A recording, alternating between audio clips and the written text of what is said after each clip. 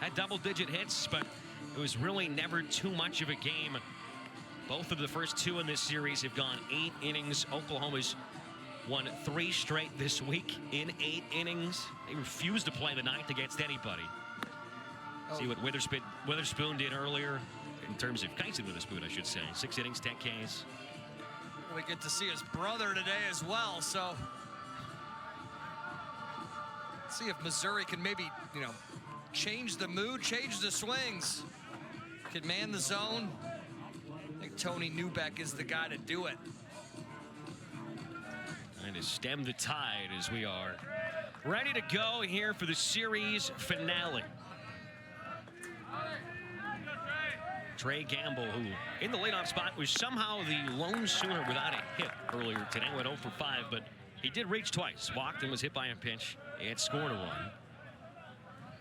Struck out his first 3 times up at 13 strikeouts on the year entering today.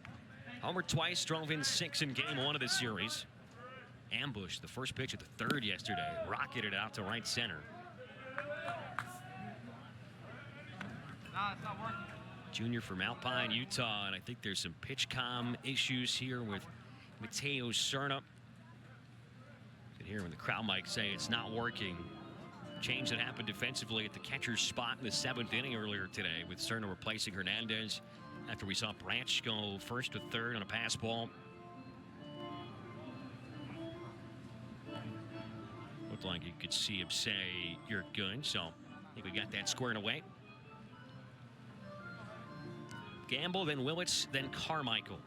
First 3 in the order have remained the same all series long. Sam Christensen's moved around a bit. He's back in the cleanup spot after the initial triumvirate of Sooners. Squaring to bunt, drops it down the 3rd baseline, and it rolls foul. First time we've seen that from Trey Gamble this week. Talk about the straw that stirs the drink at the top of the order consistently now in the leadoff spot. I mean, the inning he had in the first on Tuesday in Stillwater, just a great single. He served the opposite field, the shallow left field, and then he came up and drew a walk in that same first inning, reached base twice. Put up a 5 spot, ran away with that one, and they've pretty much done the same in each of the first 2 games here at Como. They've been the first to score. They have just continued to add to the lead. Been so dangerous with men on base with 2 down, and they have done an incredible job of getting the leadoff man on as well.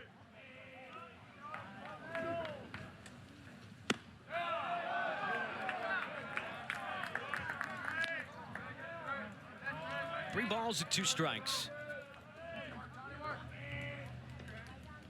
Mizzou had a lefty starter at game 1 of this series. It was Brady Kellenbrink, who went 4 innings, allowed 3 runs, and it's a leadoff walk for Trey Gamble. That's his 3rd straight plate appearance in which he has reached with a free pass. And it is not the start you want for Mizzou, but it is rather on the nose of a start, given what we have seen progress throughout this series.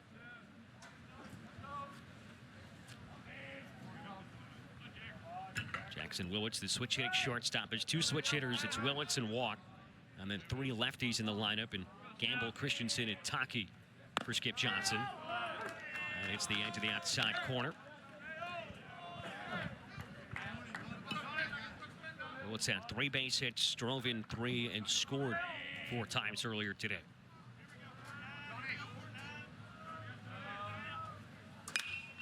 And he hits this high in the air, out towards shallow right field. Seals was going in, now racing back. It's over his head. It lands between him and Pierre. All the way up to second is Willits. Boy, that was a heck of a misread by Seals in right field. And there's runners at second and third with nobody out. I don't know what the heck happened here. Maybe he heard it and was glancing over there. I'm not sure.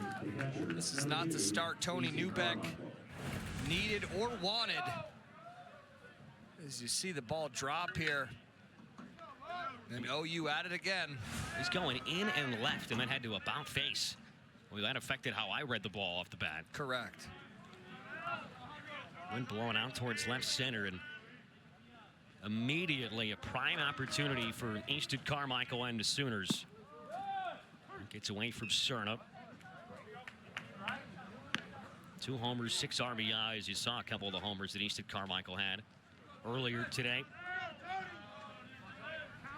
And the first Sooner to reach that 40 RBI mark and up to 42 now. 7 runs batted in the series.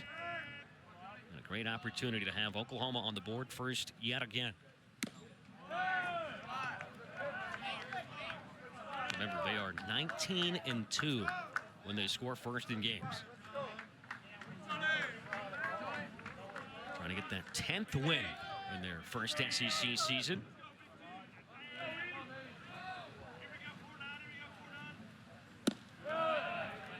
Back foot breaking ball. That was down at 68 miles an hour. Actually had good shape to it. 88 with the fastball, 68 with the curveball. Wide range. Exactly right. Got to be able to change speeds.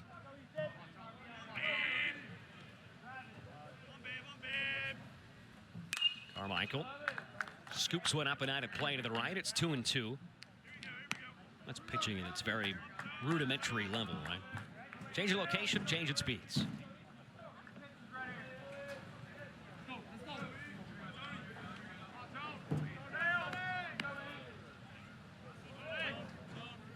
Newbeck out there and in a jam here in the first inning at home. Excuse me, swing. That was a chase at ball 3.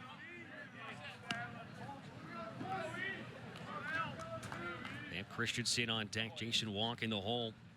It's Gamble at third. Willits at second. 13 pitches thrown and no outs recorded so far.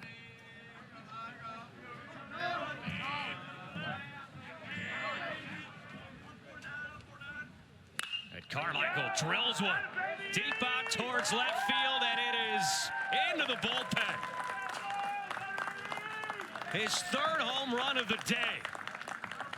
A 3-run shot, and OU jumps on Missouri yet again.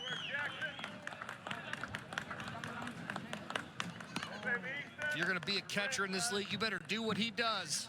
Like you heard from my partner here, 3rd home run of the day, 2 strike, not much to it. Quick trigger. This is off the break time side in the bullpen. He's hit it off the scoreboard in the back of the Missouri bullpen. Sam Christensen now, and you think about leadoff walk, missed fly ball. It is a double in the book for Jackson Willits. But those 2 back-to-back, and then a Carmichael bomb. Up to 45 RBIs. He's got 10 in the series. He's got 10 RBIs. Mizzou has 11 runs. I'm thinking maybe player of the week. This is out towards pretty deep left field. Just got a hair under it, trying to drive it the other way. Christensen flies out to Brock Daniels for the first out. So 7 home runs in the series for Oklahoma. 5th of the day. 95th, center fielder number 1, Jason Walk. I mean, nothing but smiles in that dugout. They haven't had any reason to be nervous or feel any kind of anxiety. First time scoring in the first inning in this series. Neither team has scored in the first yet this week until that moment.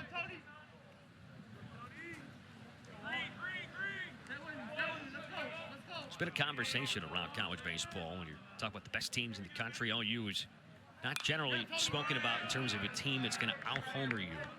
At 39 on the year entering this week, well, Walk had a grand slam in the 8th inning on Tuesday, and the power has really showed out this week at Stillwater and in Columbia.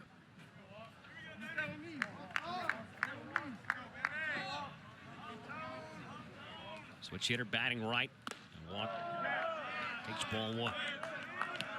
Fastball at 88. Walk's got 7 home runs. Including 1 earlier today. Waits on a breaking ball and drives this out to left, but it's right at Daniels again.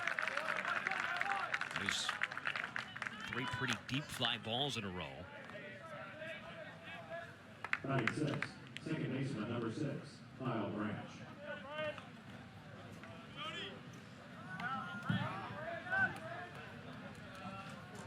I think if I was picking a pick to click in this third game. I think Kyle Branch would be a pretty good selection. Okay. Given how well he ended the first game after a slow start to the series. A mature freshman. Let's see if your pick to click to win produces. He hoists one out towards deep left center field, on its way and out of here. The freshman with his second career home run, the first over a fence collegiately. Oklahoma's got 2 bombs in the first inning, and they're up 4. Pick to click. That ball was crushed. Just a heater on the wrong side. We've seen it all weekend. OU will make you pay. Feel pretty good about my pick today. Good for you. Kyle Branch getting into one. So had the inside the park home run in his first ever collegiate game. That struck well. Out towards deep right, Seals at the warning track, and he makes the catch right up against the shelter at short side. Dayton Taki gave it a ride. 2 homers for OU. They're up 4. Malachi Witherspoon is on the mound here for game 2. It's a twin bill in more sets than one. We saw his twin Kyson earlier today. Got the win, 10 strikeouts. Dylan, what did you like here? I mean, we saw him. We also heard him. This guy was throwing smoke like rocket balls, breaking balls. Mowed down everybody and their brother in the Missouri lineup. Almost buckled a couple knees as well. It's got to make you feel good when you're going to do swings like that. Correct. And didn't make many mistakes. How his twin brother is looking to do the same thing with a quick 4-0 lead after 1. Both from Jacksonville, played at the same high school, went to junior college together, came to OU together. Now both featuring in the weekend rotation. On one of the best teams in the country. And you've got who Skip Johnson described as a rattlesnake on the mound as OU goes for the sweep. That's smoke too. I thought it'd be like 92, 93. Well, it's funny, the talk about the differences between these two, because they both have electric stuff, was maybe a little bit of the struggles, if you will, for Malachi this year is the fastball, is flattened out a little bit at times, but it's still electric, and you can see it 95, 96. It's an arsenal that is certainly comparable to his brother, as you would expect. More of a curveball related to the slider you see featured as maybe the most dominant pitch for Kyson. So 2 homers, 4 runs on the board immediately for Oklahoma. All 3 outs were pretty well hit fly balls as well. It's smoke, it's cheddar. Something must be in the water down there in Florida. Caden Pierre, who had 3 hits and homered earlier today, drove in 3. Serta gets his first start of this series as well down in the 8th spot. The switch hit a catcher. And Knutson, it's one on the screws out towards center, but it's right at Jason Walk. Tell you, Walk plays deep, and that was just right at him.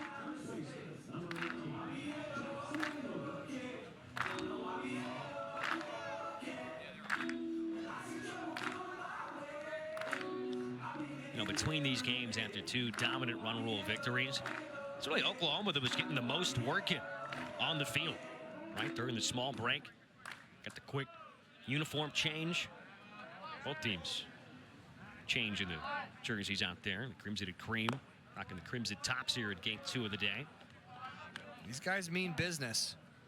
And they probably got an earful after last week where head coach Johnson could have swore that they should have won all 3. So I know that they're under the expectation of producing again in the 3rd game of this series. We've got another pitch count issue. Back-to-back in this first inning, I believe that's the issue. Might be a battery change between games that didn't happen, or something akin to that. But glad you brought it up, because Skip Johnson was telling us at the call a couple days ago, hey, we win the first 2 games, neither one was close. But, you know, in this conference, it's rare to come across an opportunity where you can get the sweep. And when you have that opportunity, especially against a very good Vanderbilt team, you're at home in front of the home crowd in Norman. Just came out slow and Vandy jumped on them early and ran away with the run rule victory of their own. But that was why we expected Oklahoma to come out hot in this one, and they have done absolutely that.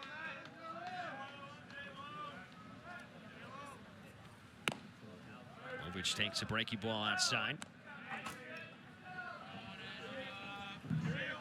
Start number 10 for each of the Witherspoots coming in this one here today.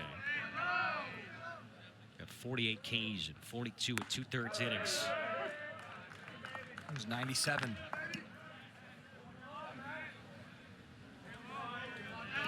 It's been the same 9 guys in the lineup each and every game in this series.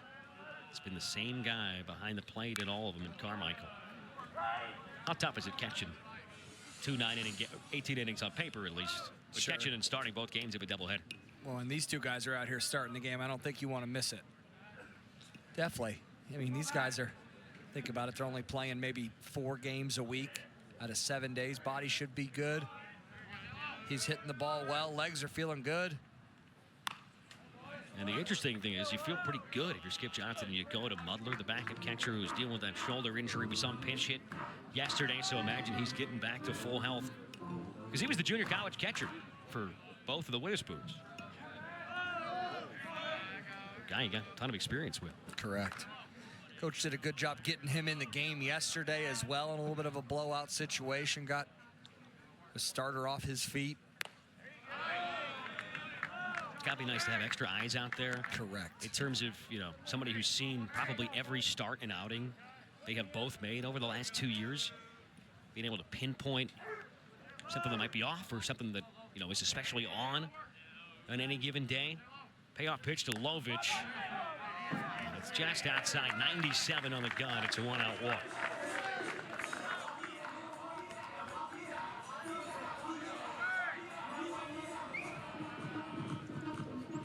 Got to wonder if the competitive juices for Malachi are kind of top what his brother did earlier. 6 innings, 10 Ks, got the win. Did give up 4 earned runs for the first time in 2025. And Caden Pierce had the best swings of anybody in black and gold today.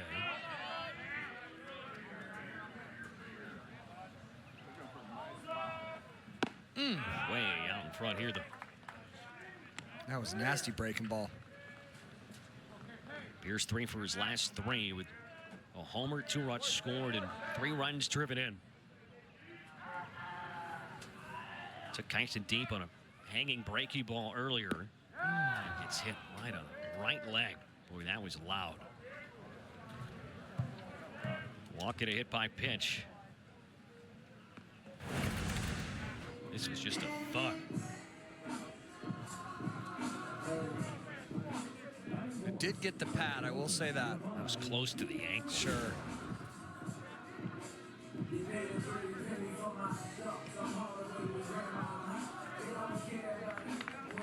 A couple of ducks on the pod for Mizzou, trying to get those 4 runs right back, or at least chip away. The Air Seals will be the batter.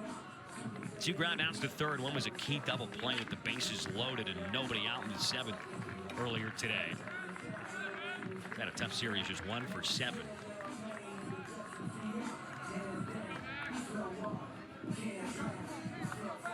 Senior from Memphis, Tennessee, who transferred from Memphis, came over from the Tigers.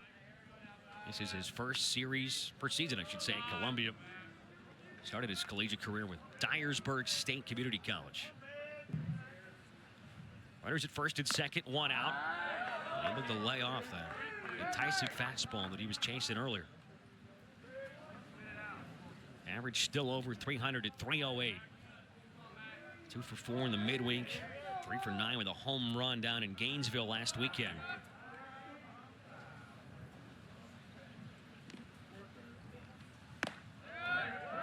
Had just 1 home run in his first 20 games, then had 3 in the next 8 games. He's riding a 7-game hit streak that was snapped earlier this afternoon.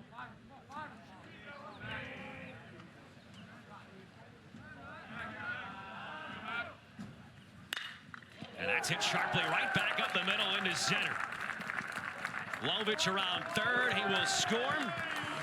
Missouri answering right back.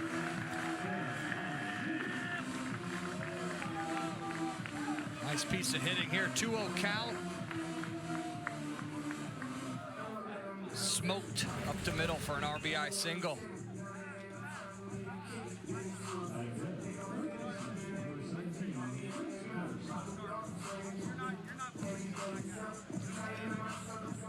Coach Skip Johnson not happy about something about policing his guy. He is heated right now. This is an acrimonious conversation between him and the home plate umpire.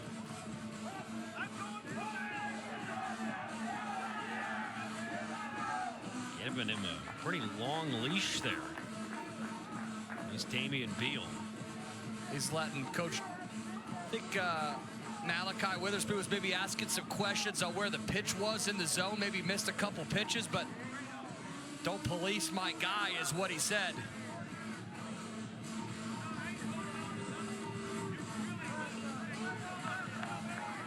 He's not done yet. This is nose to nose, face to face. It's been a lengthy conversation. He said, I'll handle it. Skip Johnson, a guy who's always got his players back, and he's especially close always to the pitching staff. Brilliant pitching mind over the last few decades.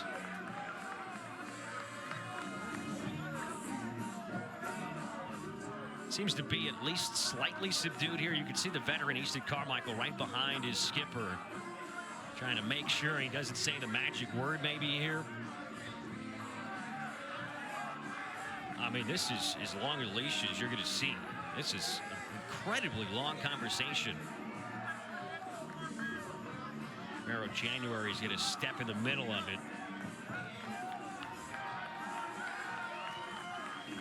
I don't think OU needs to be awakened anymore, but I think asking a couple pitches. I think you got to love that energy and having your players back early in the game. Trying to set the tone on this side of the baseball after the offense produced a couple long balls.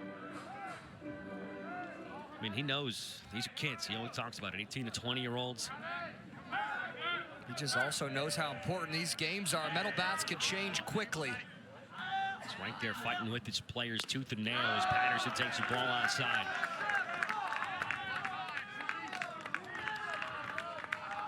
I'd love to see Malachi Witherspoon get in the zone here early. A lot of pitches, a little bit of a mechanical adjustment.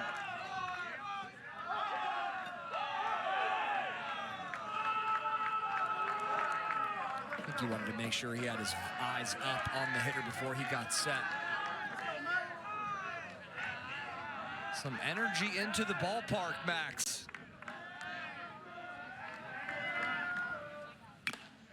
Right through a fastball in 96.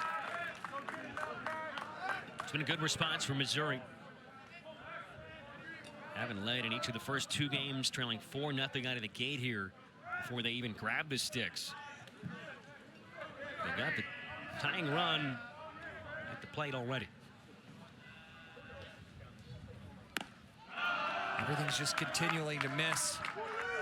His glove side. Front side's kind of flying open. Arms kind of getting dragged. That's why you see no depth with a breaking ball, why the heater is not very consistent around the zone. Patterson is 0 for 8 with 4 strikeouts in the series. That his 7-game hit streak snapped last night. Out tilting further in his favor. It's 3-1. It's been a frustrating start here in the first inning for Malachi Witherspoon.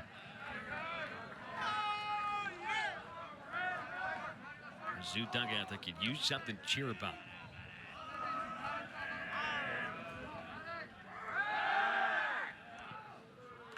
There you go. Maybe get him to throw it to second. Maybe he makes an adjustment here. Give him a little breather.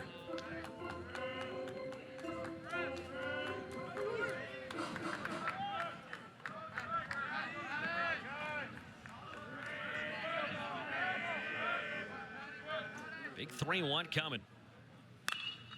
And on the ground towards Willis at third. It's the out at second on to first. How about the scoop from Tockett?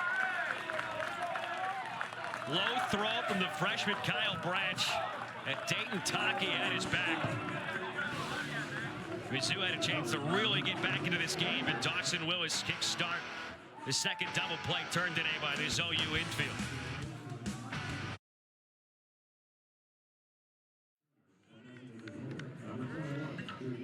Eventful first inning there at Taylor Stadium. OU puts up 4 and a couple of long balls from Carmichael and Branch. Missouri answers with 1, but had a chance with first and second. Oh boy, that's a no-doubter. It is over the scoreboard. Drew Dickerson is having a series.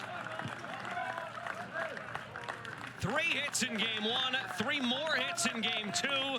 And now his second home run of the season for the kid from the Show Me State.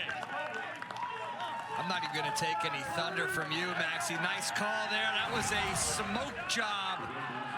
It's an 0-0 heater. Not in enough. He's been seeing it well and deposits that one over to scoreboard. OU erases that quick run back from Missouri. Easton Carmichael put one about 2/3 the way up the scoreboard earlier today. And Drew Dickerson just topped him and then some. You could see where that baseball is right now. It is way out there in the middle of the practice field. 39 runs in the series. Prior high was 36. That was the first series they played this year. It's 9 home runs in the last 21 and a half hours. I'm going to go ahead and say this again. You cannot throw the ball on the wrong side of the dish in this league and expect it to come back. That sounded like it hit him. And it did, around the left side of the ribs, maybe. First time through the order completed now for Tony Newbeck, and it has been a rough one. A walk, a hit by pitch, 3 home runs and a double. And the 3 outs were all hit well in the air. Back to the top they go, Max. Talked about earlier this 9-1 combination.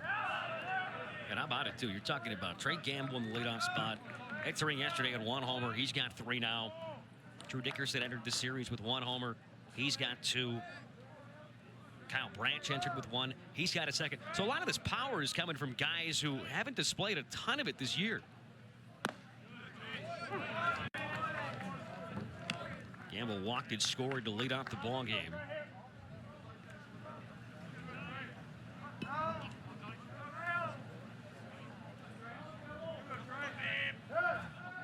And they got him picked off. Oh, to second, he's hit plenty of time. Listen, Willis is tagged out. He kind of got smoked on the face by that tag, slid right into it. Gone stealing for his second time in this series. Man, it leads the team with 15 bags swiped on the year. So going back to game 1 earlier today, Oklahoma's homered in 4 straight innings. Wow.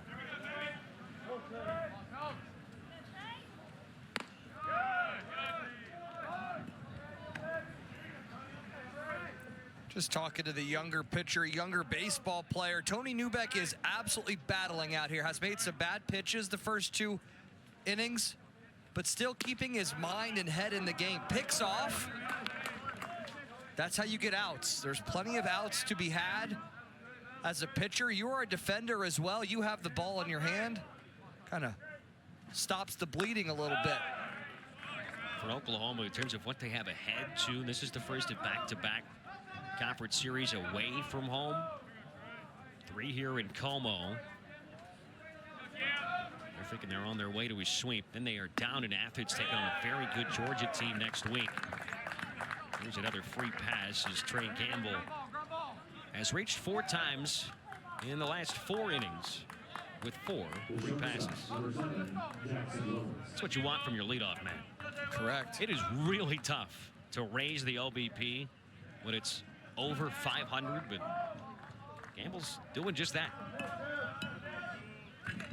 So it's at Georgia, then it's home versus Ole Miss, at Kentucky, and then the litmus test for for Oklahoma. Middle of May, it's the last regular season series. They are at home versus Texas. What a way for them to end the season, too, right? The two clubs, hated rivals who moved over to the SEC this year. That's going to be must-see TV. 0-1 to Jackson Willits, and he just got hit by a pitch, right in the right hand. It's always scary when you get hit in that area with all the small bones, but he barely even showed an emotion there. I'm not even sure he made a facial expression. That's what tough cookie. He's just a tough kid in general. Where does this get him? On the back elbow? It does. Oh, yeah. Elbow. So no hands, which I thought it was as well, Maxie. So this inning, in order: home run, hit by pitch; walk, hit by pitch. Luckily, you get the pickoff, caught stealing. That's why there is one out on the board. But Easton Carmichael's back up, and he's got two men on, just like he did last inning.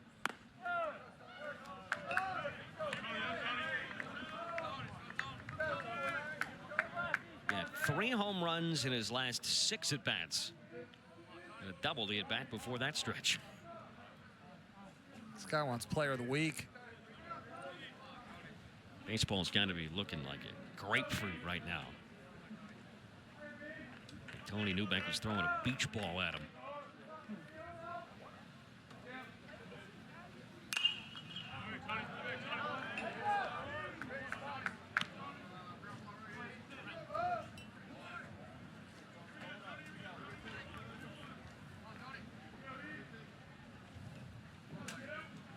All 5 runs have come home on Sooner homers.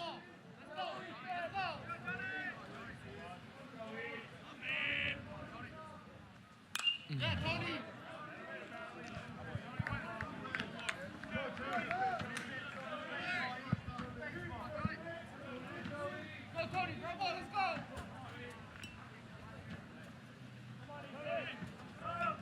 17 runs in game 1, a new season high. 17 more runs at a season best.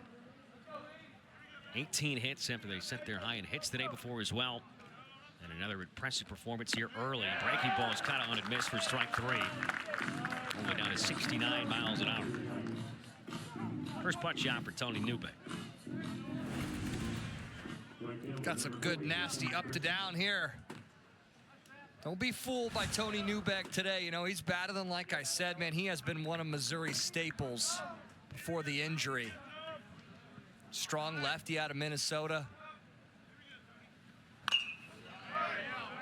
Good poise out there. Into the game. Cares about the team. I'm a fan of Tony Newbeck. Oklahoma's been feasting on these high 80s fastballs. Left on left matchup with Newbeck and Christensen. And that gets away far enough from Cerna. Both runners move up 90 feet.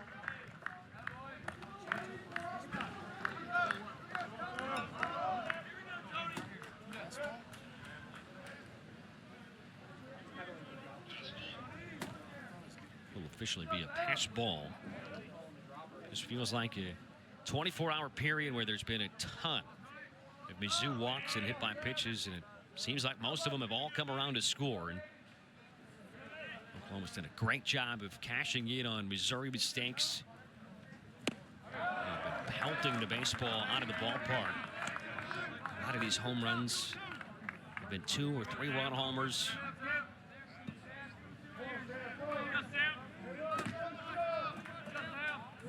One ball with 2 strikes. Christensen flew out deep to left field his first time up. Fastball elevates up and out of the zone.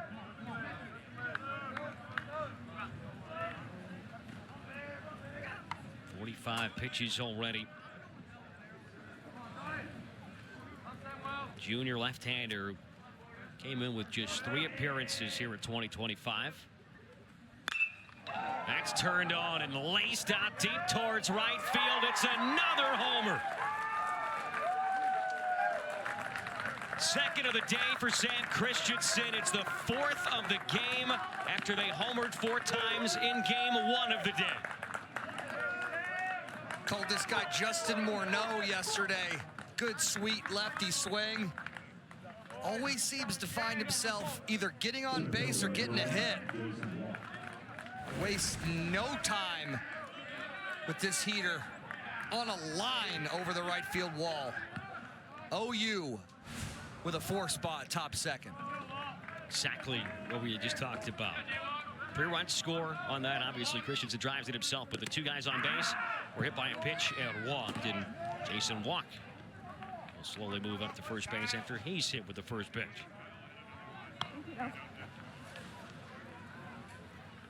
Mizzou has just been completely outmatched in this series. Second baseman, number 6, Kyle Branch. Might have a change here. It looks like that will be the case. Kyle Branch homered his first at bat. He'll be the next batter. 10 home runs in a series.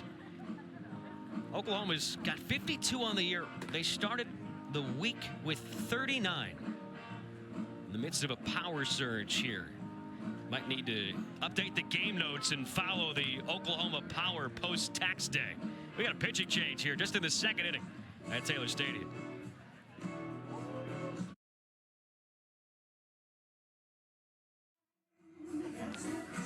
Xavier Levitt coming in with 2 outs here in the second inning.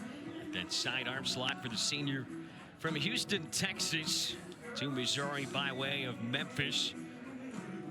Former stopping ground for Mizzou head coach Carrick Jackson, where he was a couple of years ago. 13th appearance, the ERA is a little over 6. In 28 innings, 23 Ks, 17 walks. So it's another short start for Tony Newbeck, who goes just an inning and 2/3. Oklahoma with 2 long balls in the first, 2 more in the second. Lovett just threw it to the backstop, which isn't a great sign. I mean, Dylan, we're talking about 8 runs. Oklahoma's got 5 hits, but 4 of them have left the yard. I will say I called the Texas series as well as this Oklahoma team. I know they don't like to be compared to one another. Seems like they have a little bit of a history down there, but they do it a lot of the same ways. They don't beat themselves. They got guys in the middle of the order that have thump. They don't miss heaters, and they don't beat themselves. 31 free passes drawn, 21 walks, 10 hit batsmen, 11 earlier today. So far already in this game, there have been 2 walks and 3 hit by pitches, all 3 of those coming in this 4-run second. It's the second time today that Oklahoma's had back-to-back 4 spots as well. And here comes Kyle Branch, who just hit his second home run of his college career earlier.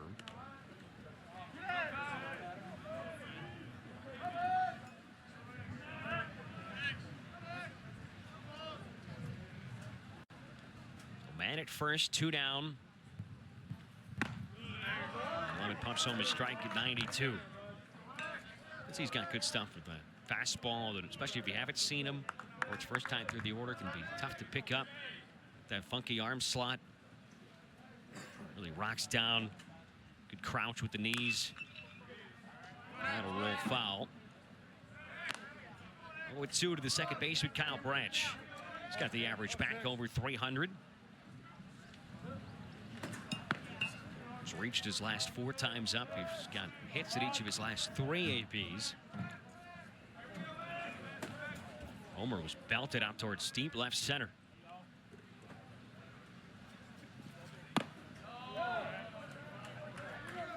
Often here at Taylor Stadium, that can be the toughest place to leave the yard. The wind generally going out towards that right field foul pole.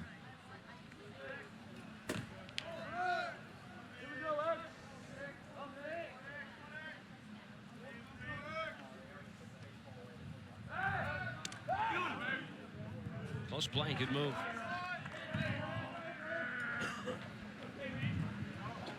Mizzou hasn't done a great job in the first 2 games of limiting the run game, but Tony Newbeck did pick off Dawson Willis earlier in this second. And the 1-2. Runner goes from first. It's a check swing on the appeal.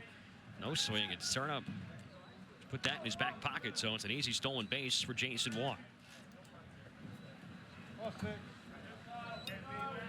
His 13th stolen base of the year.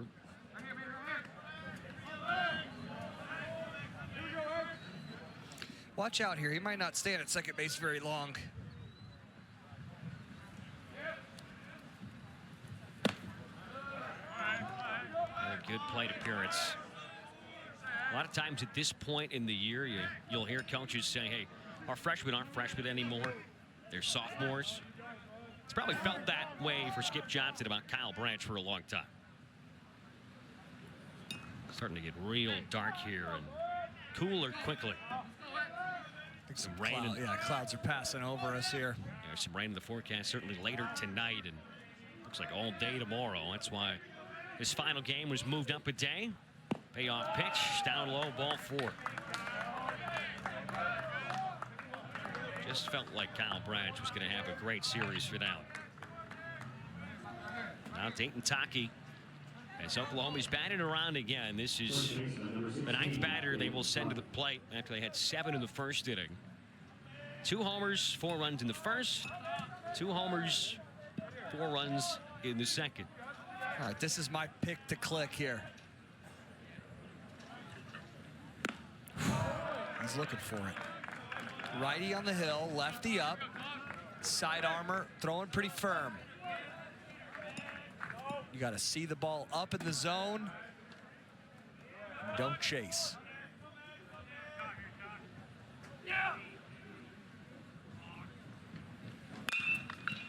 He pulls it on the ground towards second. Eisler charges it, flips to Knutson up the middle, but Oklahoma bats around. 2 more long balls, including the deepest one of the series. Drew Dickerson clears the scoreboard in left field, and then Sam Christensen adds another 3-run shot to right.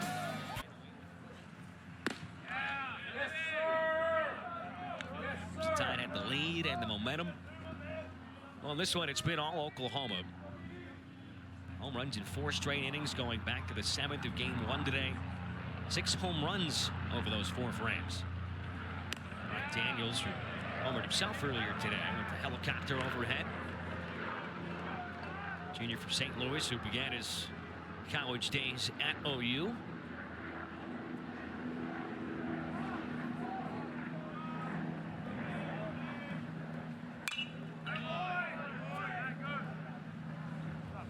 Told you about what's ahead for Oklahoma. Well, for Mizzou, after they finish up today, taking on a tough Missouri State team again in the midweek next week down at Springfield, AA ballpark of the Cardinals. And they're at Alabama. Right back here versus Georgia. There's a swing and a miss. Defensive effort for Brock Daniels. First punch out of the evening for Malachi Witherspoon. Maybe that little bit of a break, longer inning for the offense. Gave him some time to reset, maybe talk to a couple pitchers, maybe his brother gave him a little wisdom, maybe to get him right quickly. 1 down. So at Bama versus Georgia, then at Texas A&M, who's only won 8 in a row. Hottest team right now in the SEC, and then Mizzou finishes up right here at Taylor Stadium versus Mississippi State in the middle of May. We're doing that game. Doing that series. That's right. Mizzou is absolutely hoping they have some wins by that. Danger of falling to 0-18 and being swept for a 6th straight time. They would also have double the losses as they do wins. 13-25 entering this one. OU looking for back-to-back SEC. They already won the series, I should say. It took 2 or 3 last week versus Vandy. They already have 2 wins in this series. They did have back-to-back series defeats before that. Swept versus LSU. 2 really tight ones of those trio. They lost the series prior to Alabama. So they have absolutely gotten the train right back on the tracks. 1 ball with 2 strikes. Peyton Basler at the plate.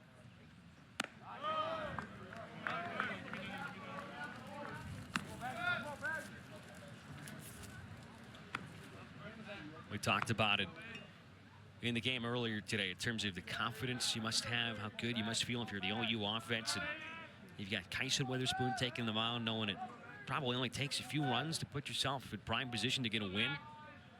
Well, for Missouri offensively, I just feel like there's a heaping amount of pressure every at bat and every inning to produce. Back-to-back punch shots. A heater at 96 from Witherspoon sits down Peyton Basler. Good leg kick. Hand separation. That ball never had a chance to be a strike.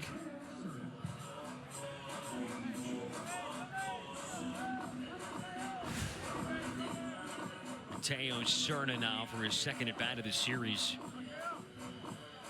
One at bat earlier today. He's won for his last 25. Had a hit on Saturday versus Florida when he played game 1 of the doubleheader. Switch hitter batting left. Good swing there through a mid-90s fastball. But for Mizzou, you just feel like they're always playing from behind. They can't have too much faith in the starting rotation or in the bullpen to put up consistent zeros. And they are just constantly looking up at big numbers produced by the opposition. And therefore, a strike 0-2. Heavy dose of fastballs to the back end of the lineup. You kind of figure when you're struggling. Every time you go in a little rut, it feels like every time you step in, it's 0-2. As you see quickly here, 2 of the best located fastballs he's thrown all day.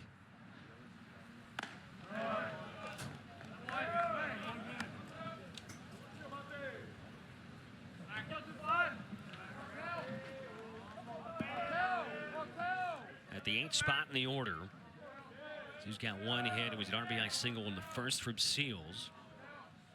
Hey, the 1-2 from Malachi Witherspoon. Jab the other way, but that'll find the outfield grass. There's their second base hit. Very nice. Get off the schneid a little bit. Sometimes you got to get jammed. I remember when I would be struggling, I would almost tell myself to break my bat or get jammed so you could see it as long as you can. Nice job by Mr. Cerna here. Probably not the sexiest line drive, but he'll take it. Missouri needs him too as well. No doubt. They have really struggled to get offensive production from the catching position the last few weeks, because with Cerna in this lull, J.D. Hernandez has just had a really tough season overall at the plate. I mean, Cerna's a guy who Garrett Jackson prefers at the 2 spot in the lineup. That's where we saw him the bulk of the early stages of the season, but with him marred in this offensive struggle with his woes, he's fallen down in the order. And now he's not starting every day either.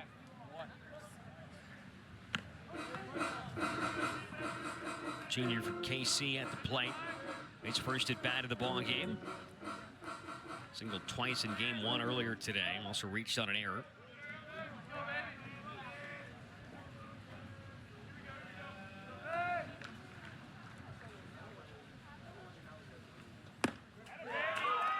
Takes strike 3 called. It's a backwards K to end the inning as Malachi Witherspoon strikes out the side in the second.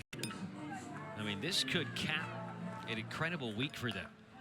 You know, we were unable to track down when the last time they've scored 17 runs in back-to-back games was. That's what they've accomplished inside the last 24 hours. Their SID is in the booth next to us at Patrick Dunn. I asked him in the short time between these games. He said, I'm still looking back. I'm back to 2013. I haven't found the last time yet we put up 17 in back-to-back.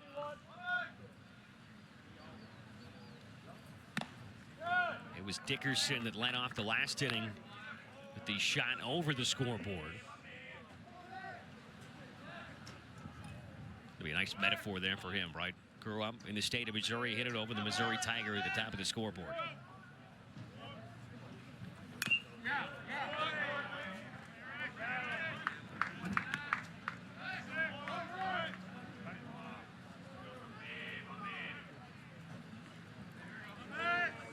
He entered this series with 9 base hits.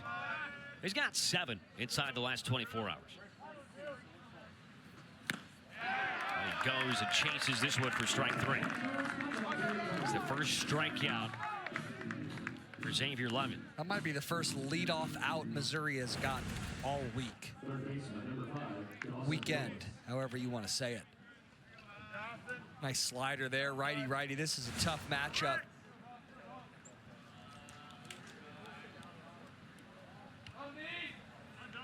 He's got two righties at the bottom of the order with Dickerson and Willis. Willis was hit by a pitch his first time up. First time facing Xavier Lovett. So OU's got this stretch of homering in 4 straight innings. Got a guy at the plate with 4. Got a guy on deck who's got 3, but 2 of them came yesterday.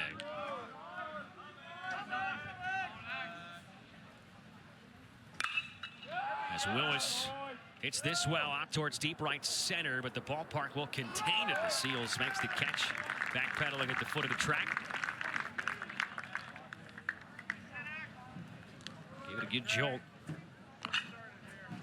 He's not been too sure-handed or sure-footed out there in right for Seals. Trey Gamble.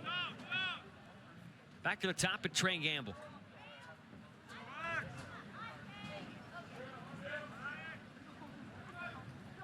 So Lovett has come on, walked the first guy he faced. He's retired the next 3. He's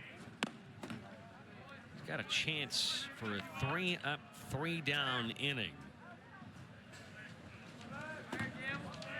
That would be the first since back in the 4th inning of game 1 of the series. Oklahoma's had plenty of runners on the bases in every inning. They're so difficult to beat when they have the wheels in motion. 8 runs on 5 hits in this one. Keep the ball down here. Good pitch, good pitch. Young pitchers, when you're watching, when you get into a heater count and everybody in the ballpark knows you're going to throw a heater, keep it down in the zone. And if you're going to throw it up, keep it up in the zone. Uh-oh. Gamble goes the other way out towards deep left field, circling around it and into the alley. To flag it down is Brock Daniels. 3-up, 3-down inning for Xavier Lovett. For USA Baseball Collegiate National Team. Both attended junior college at Northwest Florida State. Transferred together to OU. And they have had each other's backs the entire way. Both throw mid to high 90s fastballs. Malachi a little more curveball, heavy when it comes to the breaking stuff versus the slider of Kyson. 2 guys who have been incredibly highly recruited. Had a lot of eyes on them since their high school days. There's that high velo high fastball. Got on a miss by Keegan Knutson. One's throwing 96 right now, one's slamming a sub. I'm just thinking now, Skip Johnson telling us that, yeah, I mean, once Kyson throws, he's back in the dugout and he's not nearly as vocal as Malachi on the mound. Just enjoying a nice sub. Probably got it from Pickleman's. They make a quality sub. I got the win. I got 10 strikeouts. I earned a sandwich. Seriously. This OU team seems like it would be a fun ball club to be on. They got everything you need. They got defense, veteran coaching, good hitting, good pitching. Well, we talked a lot about Skip Johnson being very laid back in his demeanor. Knutson gets a little 2-hopper over to third. Charged on nicely by Willis, who takes care of it for the out. But they say it's very complimentary between Skip Johnson and Reggie Willits. Reggie's much more intense, kind of in your face. He's the one running the offense, he's the offensive coordinator. Skip Johnson, the head coach, running the pitching staff. And it's just this great contrast. It's really helped lead to a ton of the success that OU has had over the last 4 years. They don't look too panicked in that dugout. No, how could you be with that man at the helm? He lit a fire under them, too. When Malachi was out there in the first inning and struggling a bit. At the end of the bat, single the other way for Jackson Lovich. And you don't usually see that anymore, Max. You know, in the big leagues at any level, if you argue anything because of the review, it's taken the element of momentum. You know, usually in hockey and in baseball, if something doesn't go your way, the coach or someone, there's usually a little scrum and gets the crowd back into it. Pick up that technical foul. You're exactly right. So it was nice to see the little banter between the umpire and him as well, where it was very respectful. Instead of taking it personal, it's understood that that's what the game called for. It didn't need to turn things into what umpires showed. There Able you to go. avoid that. Very nice. think you got to give a little more leeway to it. It's the first inning. 100%. And this guy's It's a doubleheader. It's a long day for everybody. Sure, he probably didn't have a sub. He wanted a sub. He said, hey, that's my sub. Lovich off from first. It's a called strike. And a great jump in there with ease. Good pitch to run on there. Lovich runs pretty well. 5th stolen base in 5 tries. Mizzou has not had too much success trying to swipe bags against Carmichael. That looked like one that was more stolen, though, off of Witherspoon. Correct.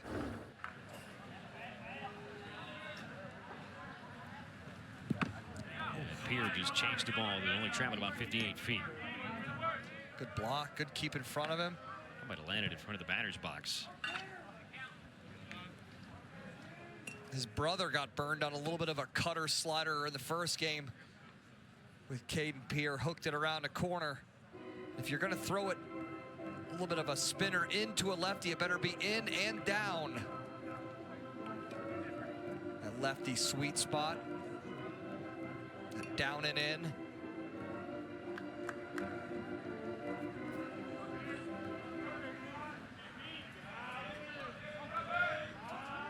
Pierre was hit by a pitch his first time up against Malachi Witherspoon. Long look in here.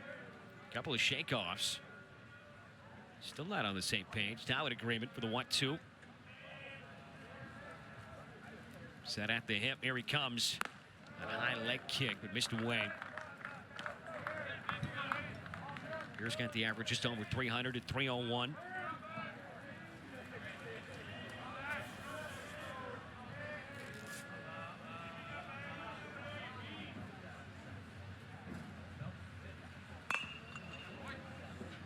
Just foul. Year 2 in the Crimson and Cream for Malachi. Made 21 appearances last year, primarily as the team's closer. Led the team with 5 saves, a 5.64 ERA. We're 22 in the 3rd innings, 29 strikeouts. For a guy who throws hard, the contact generally wasn't too hard against him. Only gave up 8 extra base hits on the season. Line outside at 97. Count goes full. I'd love to see that be more of a effective pitch. I know they were going heater at the top of the zone. It just has to be more enticing where the hitter even offers at it. When it's that high out of the zone, it's just a wasted pitch. The payoff to Pierre. There you go. That was enticing. That's top of the zone, and the hitter has to offer at it. If I'm hitting and you throw a pitch and I don't have to even worry about it, it's a non-competitive pitch. And you've seen what happens to non-competitive pitches.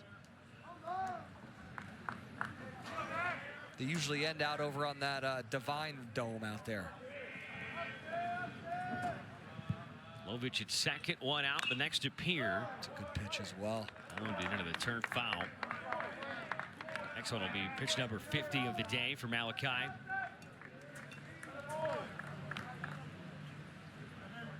Pierce had some good at-bats today. Trouble really hasn't been on this side of the ball for Mizzou. It's just been trying to piece together outs on the mound. It's been a patchwork effort for the starters and the relievers. Haven't put the bullpen in good spots. And a swing and a miss. Got him to chase ball 4 outside. 4 of the last 5 outs have been Ks for Malachi Witherspoon. That was 97. A little bit of a chase here.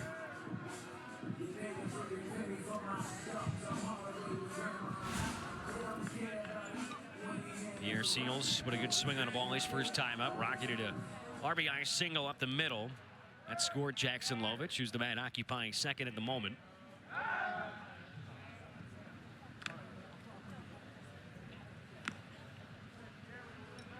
Should be a point where it would be a funky time to try to steal. With 2 outs, a man at second, down by 7 this early. Seals takes a strike. Might have been the best breaking ball he's thrown a righty today. That was very simple, short and sweet little sweeper. When he doesn't try to do, just like a hitter, power on power we talked about in game 1, When Malachi Witherspoon stays simple and doesn't try to add anything like that one, he feels like he's trying to add a little. That was 98 miles an hour. I get it. It's in the tank. But when he keeps it smooth, just like his brother, he doesn't try to overthrow. It's very clean and sharp out of his hand. Just easy 97, 98. Strong kids.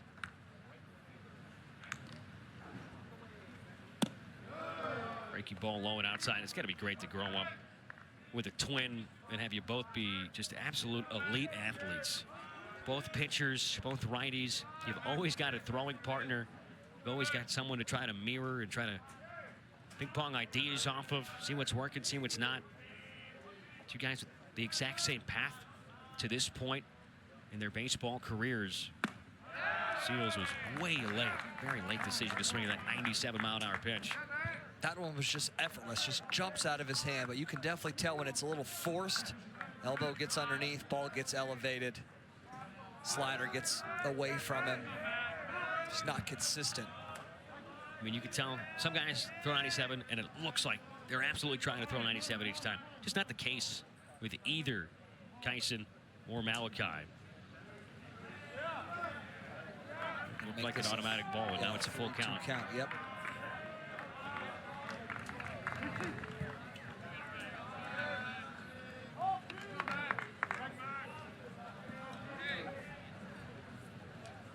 Got the cleanup spot in the order.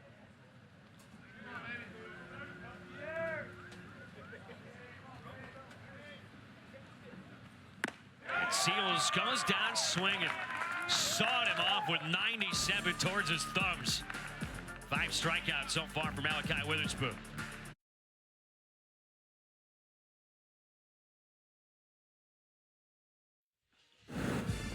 The Sooners offense has just been dishing out home runs. Easton Carmichael gets it started. 3 batters in with a 3-run homer off the top of the wall in the bullpen. Kyle Branch hits his 2nd of the season for the true freshman who started every game. Drew Dickerson, the other true freshman that features in the lineup. He gets his 2nd home run of the season the next inning. And then Sam Christensen with a 3-run shot of his own. All told, those 8 runs have come on 4 swings. That's 4 homers for the 2nd game in a row. It's an 8-homer day all in all through 11 innings. And give some credit to yourself. Pick to click was in that highlight. Your pick to click. Feels good when you get something right. We get the jinx enough up here in the broadcast. Sure. I'm sure it's probably Mizzou fans at home thinking that I did jinx that moment for them. Nearly 10 home runs, 52 on the year, 13 on the week. That'll play. Which is crazy. It's 11th in the SEC. 11th. And climbing, you know. Not even in the top 8. They were 13th in the SEC when this series began so 24 hours ago. I figured they would, but I thought they would at least be top 10. And they had 40. Mizzou was the team right behind them at 39. Jackson Willits, switch hitting shortstop up there. Got to hit it out of the yard, Max. Got to hit it out of the yard. He's got the lone hit that wasn't a home run for the Sooners in this one. It was a double out to right center that looked like a routine fly ball off the bat. Check swing here, and yes, he did. Pierre Seals just got completely turned around.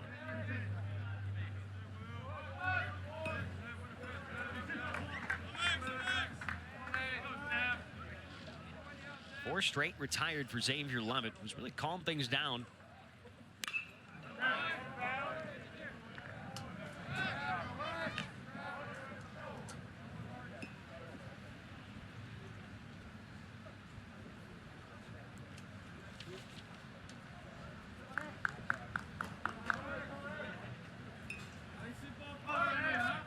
First time that Mizzou pitcher has retired 4 straight since the final out of the 3rd and all 3 outs of the 4th inning yesterday.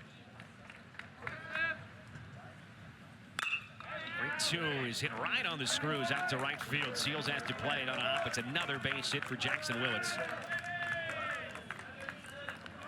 There is another leadoff guy on for OU. Beat goes on. He's got 5 hits today between the 2 games and the doubleheader. He has scored 6 times today as well. It's tough to keep track of the stats in this series for OU. I mean, every single player. Just a messy scorebook on the Sooners side. Back to Easton Carmichael. He takes a strike at 91. Struck out swinging his last time up after he launched the first homer to that montage you just saw. 4 in the first, 4 in the second for Oklahoma.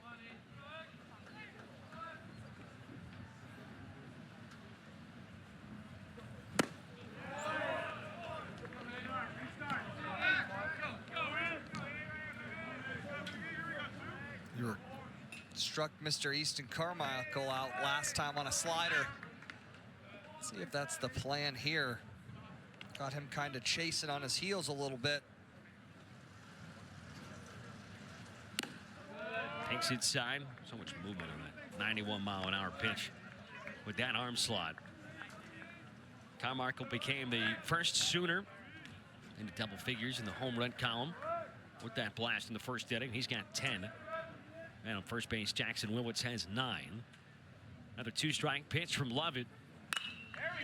And this is served into shallow left field. Back-to-back singles. Even when it looks like he gets fooled a bit, does a nice job of still getting enough contact to muscle that into the shallow outfield. He's playing for that Player of the Week, Max. SEC Player of the Week. Right fielder, number 40, Sam Christensen. So first 2 are aboard for Sam Christensen.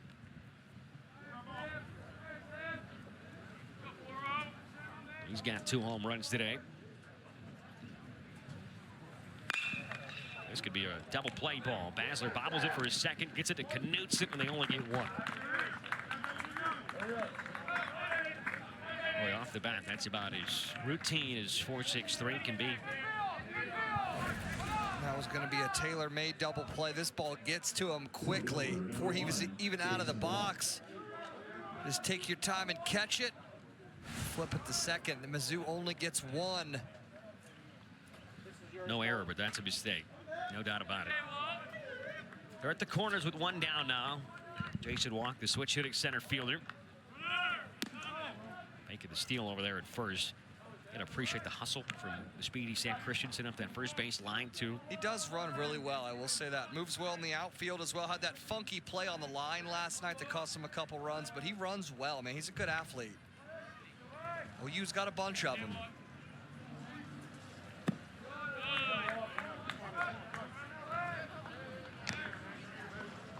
Talked a lot about Jason Walker earlier today.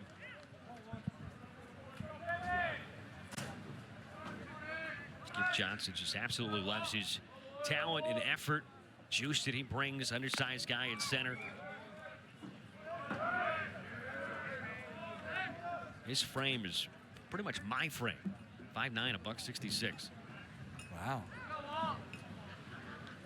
Do you think you run? It's a little taller. I think you run a little better than he does, yeah? Yeah, no doubt. Guy patrols the outfield very well. Especially in Norman out there, places a graveyard. Here's a walk, and the bases are loaded. Yeah, a lot of times you see speedy guys at center who are maybe a little longer and leaner, with those steps that are more akin to a, what we've seen and talked about from Dawson Willis. Yeah, you're exactly right. But his feet just keep on moving. Pick him up and put him down. Those Georgia guys, man, they can flat out play. What are you laughing at? You get excited when you say Georgia. I get it. There we go. A lot of good baseball down it's like there. the JUCO guys, between you and Trey Gamble, heard you talking about it yesterday, the post-game interviewer. Skip Johnson. Guys who have been to JUCO love to talk about JUCO, and it's a grind. You guys have been through a lot. It's a fraternity. You got to love the game. We've talked about it's always convenient to love the game when you're 3 for 3. But when you're 0 for 4 and your team loses and you're getting a public sandwich, you really love it? Yeah, when you're 0 for 4 with no meal money and you're bringing out the bullpen tarp on a rainy wet Kyle Branch. And inside the Parker on opening day, didn't the homer since.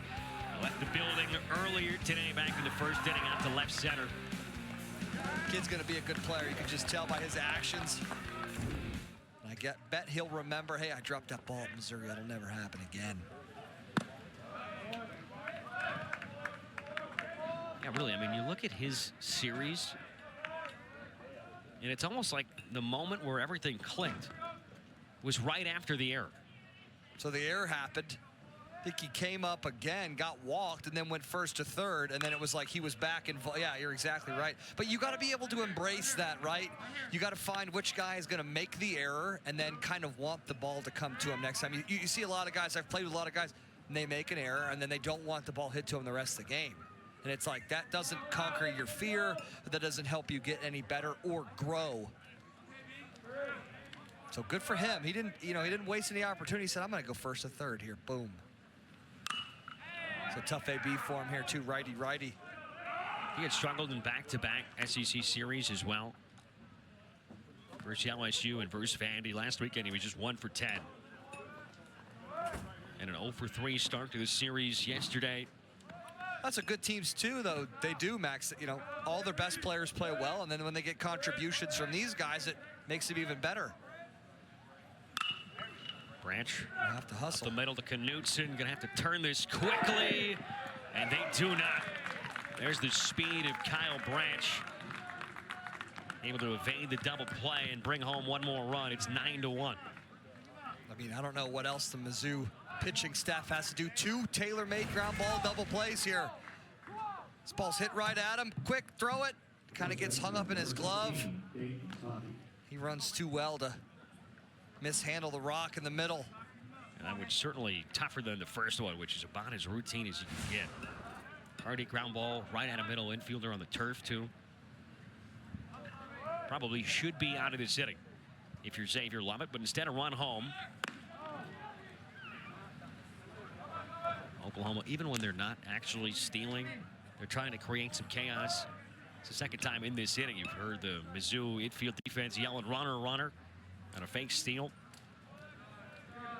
Branch with an expansive lead.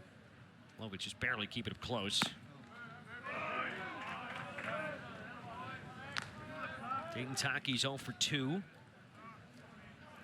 The lone man in the lineup that hasn't reached in this one.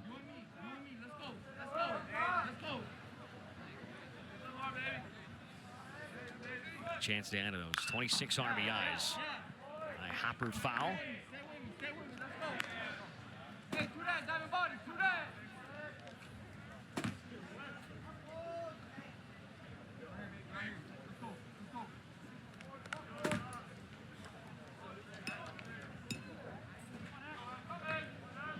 One of the more dominant weeks we have seen from the Sooners.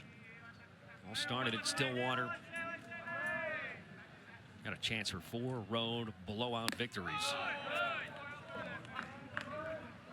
They're probably not thinking about it yet, but up 8 in the 4th, they've definitely got a chance to shorten another game.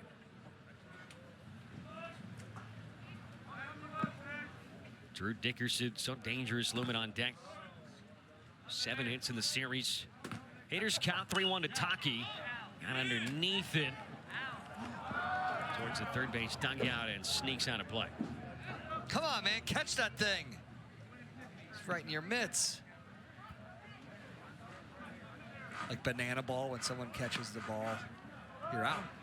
I think there was a moment where, I don't know if it was a pitcher on the mound in banana ball, but I believe the guy that caught a foul ball that counted as an out was either his dad or his brother. Oh, wow.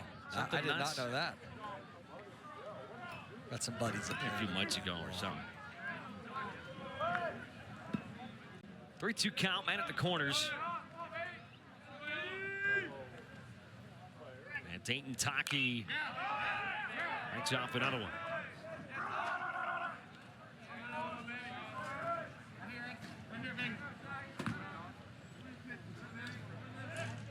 Another guy who struggled a couple weeks ago versus LSU, had just 1 hit in the sweep at the hands of the Tigers, but then 4 for 10, drove it 3 last week. Been swinging the stick well. Runner goes from first, and this is ripped on the ground. Diving stop from Basler to his feet, and in time. Sparkling play from the Mizzou second baseman, but Oklahoma scores 1 more.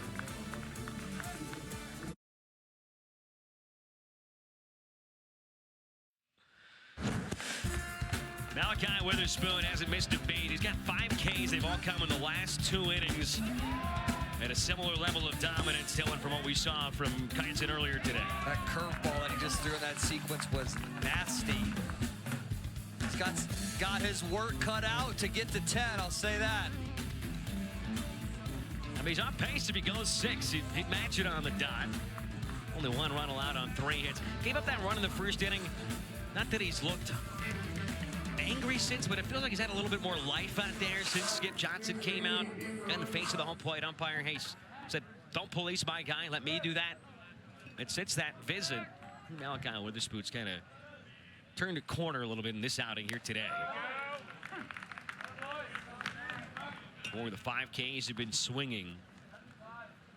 He's allowed 3 hits. They've all been singles, and they've been spread across the first 3 innings, 1 in each.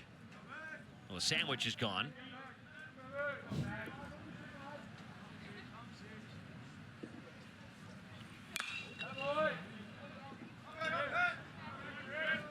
Be great. I'm not sure if they've done it yet this year, but at some point, if SEC Network crew could have one on headset during the game while the other one's out there on the mound.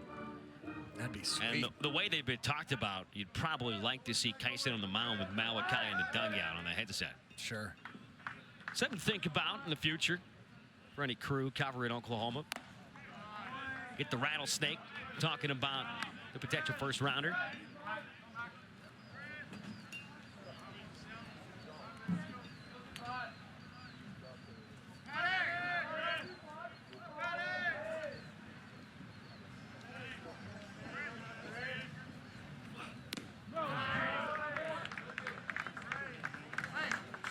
I mean, as much as you're going to see talked about, obviously Velo can get headlines. Both these guys with killer breaking stuff. You're exactly right. Just overcooking this stuff a little bit. The 0-2 wasn't close. That one wasn't close. Would just love to see a bit more competitive pitches with 2 strikes. There we go. Oof. But if you're in a front office anywhere in Major League Baseball, 2 of the huge boxes you can check for a young pitcher. Does he have the velo, A? And B, does he have at least some kind of decent feel for spin? And I think both these guys really do that well. Sure, you're exactly right. They've got 97, 98 in the tank. Seen great curveballs from Malachi Witherspoon and terrific sliders from Kyneson. It's a leadoff walk here to Chris Patterson. Leadoff man on for the first time in this one for Mizzou.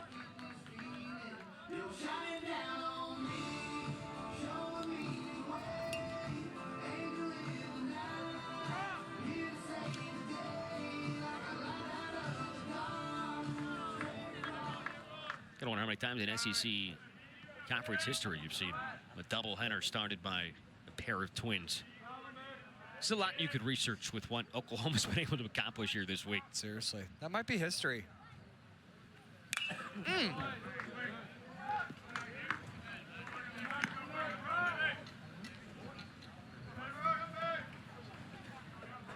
Brock Daniels hasn't been late on many fastballs.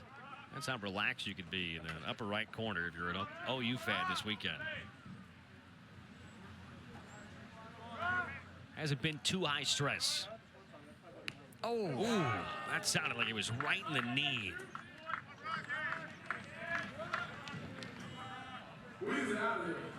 It's the second batter that Malachi Witherspoon's hit in this one. This was coming almost to the plate in slow-mo. Oh, it's right off. Pretty much the shin. I'd rather take that than get blown up with a 97-mile-an-hour fastball on my back. Any day. It's Caden Pierre that was hit earlier, and I think they're going to ask the training staff to come out and at least check to make sure that Brock Daniels is okay. It's a tough kid who had a great 2024 season. He was captain clutch at many occasions in a terrific Florida series a year ago. I mean, think about talking sweeps. Mizzou swept Florida for the first time in program history right here last year about this time. And wins on Friday and Sunday in walk-off fashion, and also won on Saturday by 1 run. But this year they've just been unable to get that monkey off their back. Down 8, in danger of falling to 0-18. That's the only real positive spin is that this is the first year where everybody makes the SEC tournament.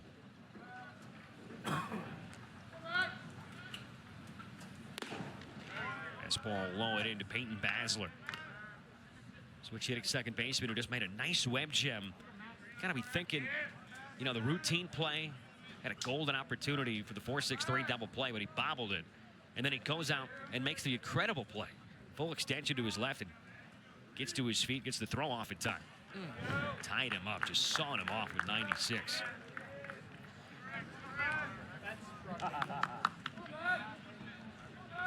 That location that we saw his twin do that earlier today. To righties and to lefties, if you've got high 90s in you, you're going to get someone to swing at a pitch just off the inside part of the plate. So hard to get to.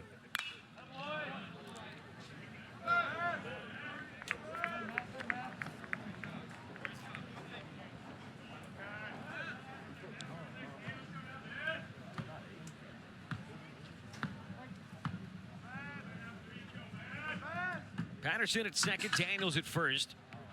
Basler struck out swinging in his first plate appearance. He was strikeout victim number 2 from the man on the bump. Pitch clock winding down. It's below 4. That just missed.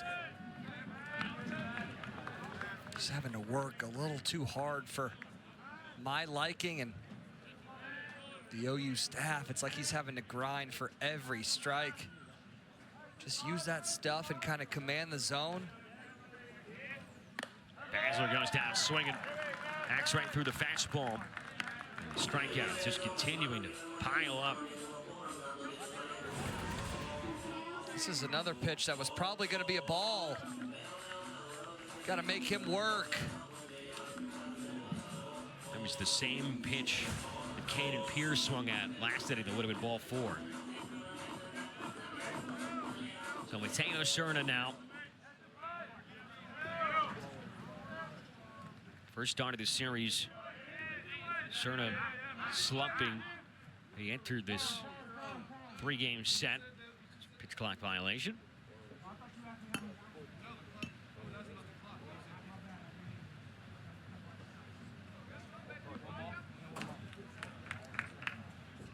Not sure if they were saying that they are standing with that decision.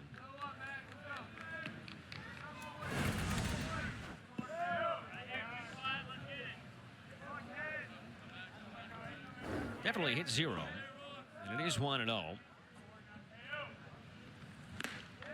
So Cerna entered this series with 44 strikeouts. So it's time for the 6th most in the SEC. He's down towards the bottom of the lineup, not an everyday player right now. Trying to work his way back into the lineup, singled his first time up. We'll see if, I mean, quite frankly, J.D. Hernandez might find himself in the doghouse of Carrick Jackson after what went down earlier. Talk about who loves the game is something you mentioned earlier, Dylan. Well, when it's the 7th inning, you have a blowout and you're jogging back on a pass ball and letting the guy go first to third. Might open the door back for the normal starter to feature again. Strike 3 call. Got him with a fastball at 96. Multiple strikeouts in 3 straight innings after he didn't have one in the first. It's like he kind of like wants to, you know, dangle the carrot out in front of him. He likes to hit maybe a guy or walk a guy, and then he just proceeds to punch everyone's ticket. That was down Broadway. You might have seen the graphic we showed at the beginning of this inning. Hey, my brother got 10 earlier today. I've certainly got a chance to go chase that number. 3 in the second, 2 in the third, 2 more here in the 4th. Walk and a hit batsman to begin the inning. He's punched out the next 2 batters. And Garrett Goldbeck takes outside. Just been another day at the office for Oklahoma. It's only the 2nd at bat for Garrett Goldbeck. At the top of the next inning, Trey Campbell's batting 3rd. He'll be up for a 4th time. Right on the outer edge. I would love to see his tempo pick up a little bit. I feel like there's a lot of time where Like when he gets it and goes, it's pretty nice. Here we go, a little bit faster here, already set.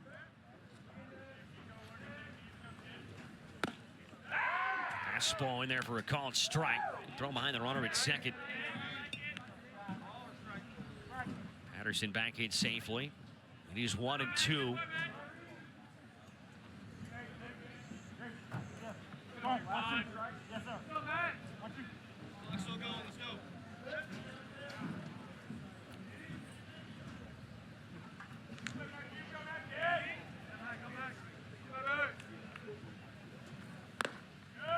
That's a pitch. He's been consistently getting that swing with 2 strikes versus lefties. No such chase here from Goldbeck, the DH. Top of the order with Keegan Knutson on deck. Mizzou scored 1 in the first, but it came right after OU put up a 4 spot.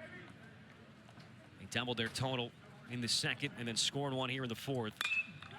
That's hit well. Kurlich towards the left field corner, but it's tracked down. Trey Gamble over to make the play. 2 more Ks. Another scoreless inning for Malachi Witherspoon.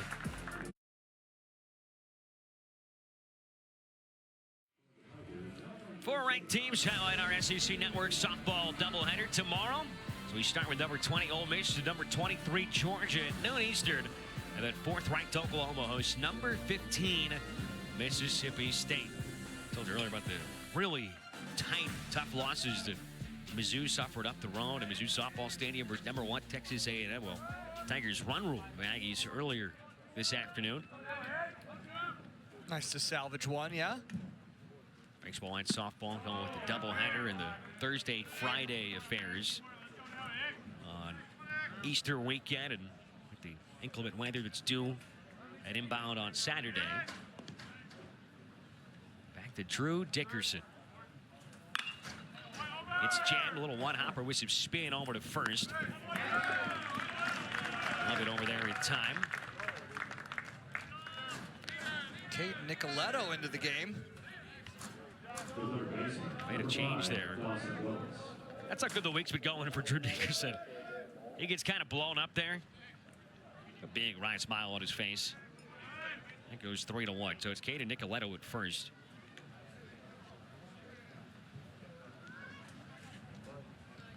Does look like it's the only change defensively.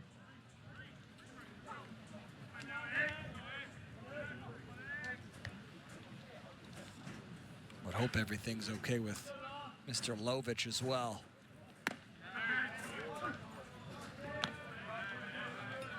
I'm trying to think back to it. He stole second. Hasn't really been involved in any other kind of play.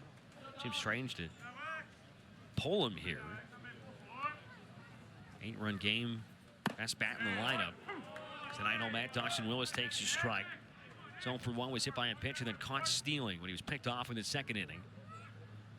Xavier Lovett's done a nice job. 2 2/3, 2 hits, 1 run. Strikeout and a couple of walks.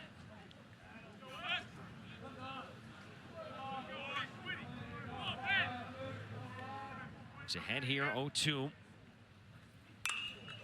Left that over the heart of the plate with the breaking stuff.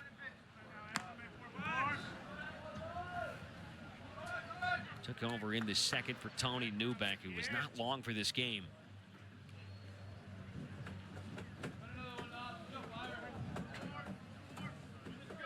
Deep breath for Willis. I've seen his numbers blossom here this week. D2 transfer, Reston, Louisiana. He also entered this week at the top 10 for strikeouts, though, in the SEC, down to the 9th spot. He was tied for 3rd when the series began. 2 hits, 2 RBIs, 2 runs scored yesterday. He gets all this out deep towards center, sending Pierre all the way back, makes the over-the-shoulder catch. Well struck, but it's a long fly out for Dawson Willis, the 2nd time he's done that in a row.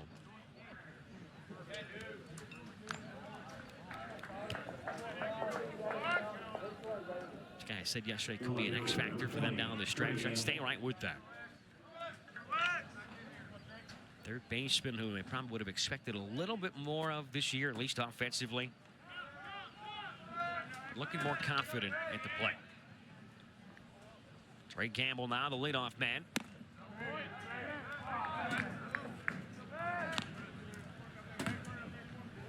entered today with a 519 OBP. Number stands at 514 after a struggle in game 1 today. On base twice in this one with 2 walks. He's come around to score both those times on homers.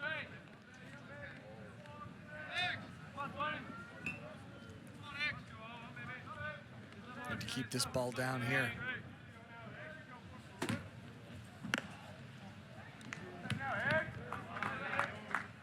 For Mizzou, I mean, it just feels like early on in these games, consistently the life has been taken out of this team, and it's just gotten a little listless. Been playing, from behind just about all SEC season long. Haven't had too many leads late in games. 3-0 is nowhere close. 3rd walk of the game to Trey Campbell.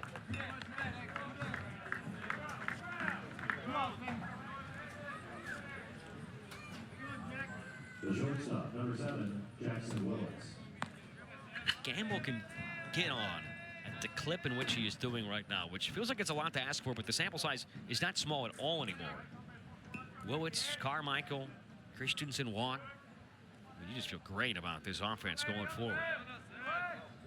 And a lot of talk entering this week about maybe their inability sitting at 13th in the conference despite the record in home runs, but I don't know if they've laid that to rest this week. I mean, they're facing Mizzou in a generally hitter-friendly ballpark.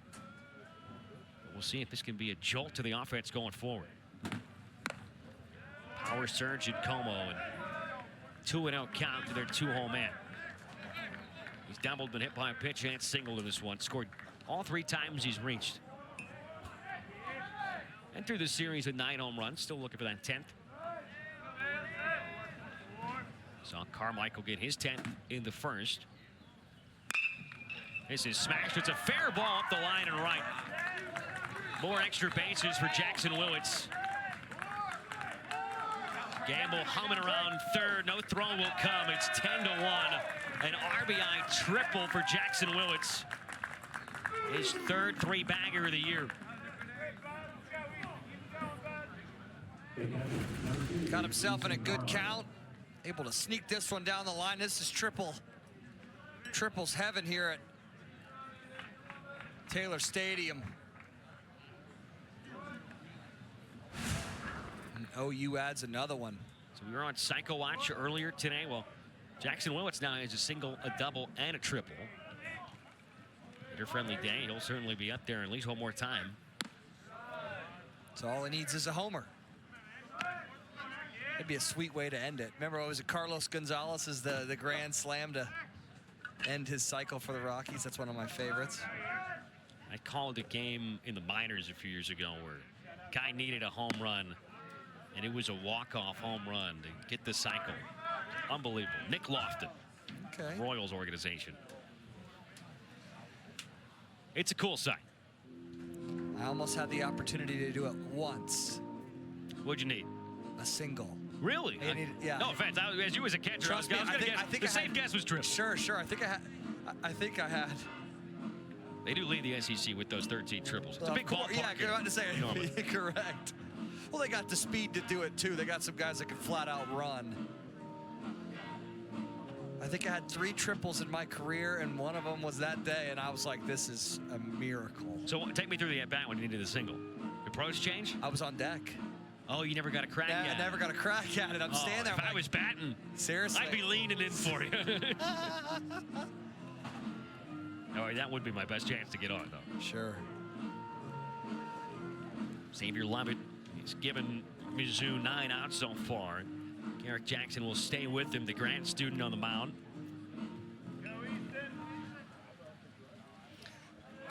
Okay, now we've been in this situation previously. Want to challenge this guy? He's made you pay a couple times. 2 kids from Texas going toe-to-toe right here. On the ground to Basler, shuffles to his left. Exley's at the first to get the out on a 2-0 pitch right after a mound visit. Oklahoma adds one more. We're halfway home here in the series finale.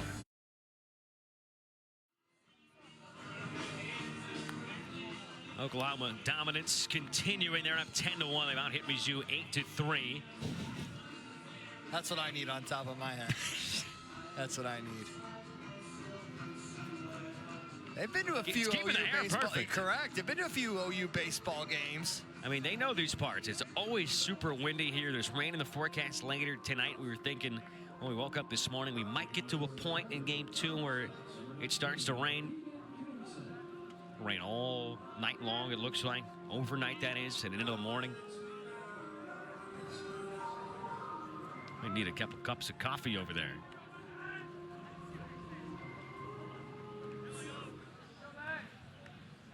Top of the order, third time through for Malachi Witherspoon. He's punched out 7 through 4 very strong innings. 3 straight zeros up on the board. Top of the zone spinner for his strike to Keegan Knutson. I mean, it's kind of hard to forecast, think about where Mizzou goes from here, but barring a massive effort in the back half of this game, they'll fall to 0-18, 13-26 on the season. They have a really interesting midweek game next week, trying to match the longest win streak that either Mizzou or Missouri State has ever had in that rivalry against each other. They got to beat them down in Springfield after, you talked about it in the open yesterday. Mizzou was hoping that maybe that final out, that bench's clearing moment, not really a fight or a brouhaha, but some energy, some strong emotions exchanged, if you will, that could be a boost for today. Breaking ball chased down in the dirt. High throw there for Carmichael, but it's another strikeout. That's 8 on the day for Malachi Witherspoon.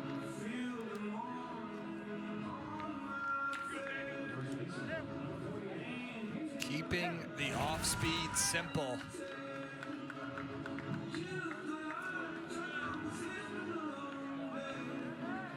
But that never really came to fruition. That never really turned into any kind of energy, no shot in the arm or ejection of life for this Mizzou team. So Kaden Nicoletto, who replaced Jackson Lovich last inning, now batting and taking a heater outside.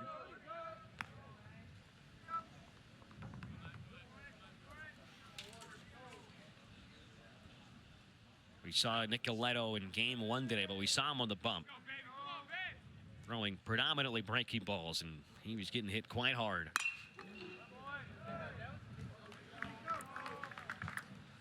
I know that was a stinky situation for both. You know, he's out there to try to help get outs, doing his best he can as well. So trying to help the ball club. I've heard good things about him in the clubhouse as well, especially on a season and a conference record with what Missouri has. You want to be known for more than just a good baseball player. You want to be a good human being, and definitely have heard that from him. Good hustle there as well, Max. One hopper right to Jackson Willits. First 2 retired at the Mizzou 5th. Yeah, I mean, we know this is a tough place to recruit. As furthest north, you're going to get in the SEC by a wide margin. It's cold here in February. Cold here. We've done many games in March that have been freezing. Maybe not the same caliber facilities and atmospheres around SEC baseball that you see here at Taylor Stadium. I mean, for OU in year 1 in the conference, one of the biggest differences that Skip Johnson has talked about is Caden Pierre bunts this back to the mound. Gonna have to hurry. And a great play by Malachi Witherspoon to get us out of the inning. We'll talk more about what Skip Johnson had to say in the 6th inning.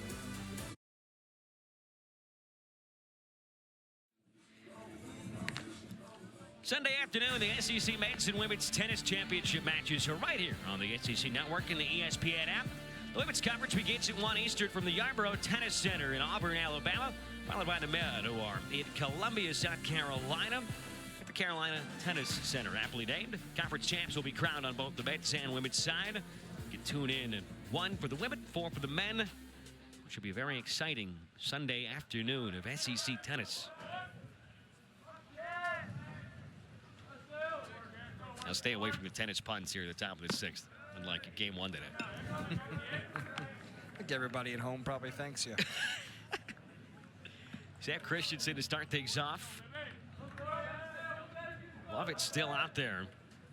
This feels like the kind of effort that Mizzou would have loved to have in the first game or the second game. Someone coming out of the bullpen and able to limit the damage and exactly. get outs.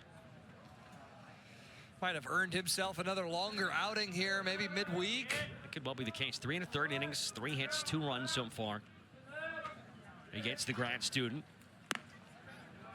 When Lake's a little low and away.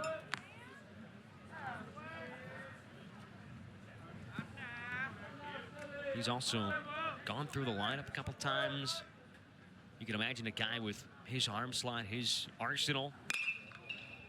We're having more trouble with that. Second time through, this is in the air pretty deep out towards left center field. Corralling it on the warning track is Caden Peer. Long fly out off the bat of the Sooner right fielder.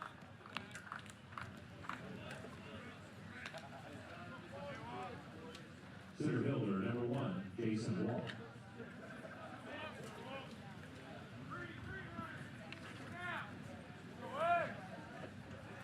Now, OU well on their way to accomplishing exactly what Skip Johnson would have loved to see this week. They were looking for a win on the road against an OK State team that's a little bit beleaguered by injuries. They routed them 11-1 in 8 innings. They have rounded Mizzou with the first 2 games and through 5 innings of game 3, looking for a 4-0 series in which they might not have to use much of the bullpen because they're not playing 9-inning games. But biggest difference, we're talking about Skip Johnson, what he said throughout the year, moving over to the SEC. Obviously, the venues, every weekend set, it's tough to go down to LSU or Arkansas or Florida or what have you. This is hit up the middle. Basler backhands it, but he's got no play. Walk can absolutely fly. That was always going to be an infield single. First hit of the game for Jason Walk. But also just the caliber of arms coming out of the bullpen. That's something Mizzou is lacking right now here in 2025. But you look up and down the SEC, and you got guys consistently coming out of pinch, throwing mid to high 90s with excellent breaking pitches and put-away pitches. And it's just different caliber kind of arms in high leverage spots. It can be so difficult. I mean, you had talked about on the call with Carrick Jackson earlier this week. We mentioned Mateo Cerna's struggles, but he's had so many at-bats lately where it's been him in a really high leverage spot for the man on the mound who is just emptying the tank. Maybe man on third, 1 out, or man on third at 2 outs. And just difficult situations trying to produce good at-bats. Just to echo your point, man, this league's tough to get hits in, number 1.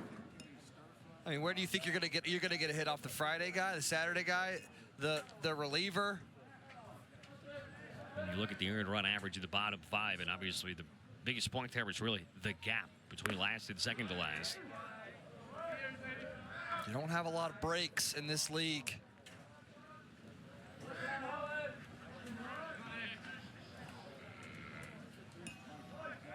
Kyle Branch seeing the ball real well. 3 quality plate appearances, 3 productive ones.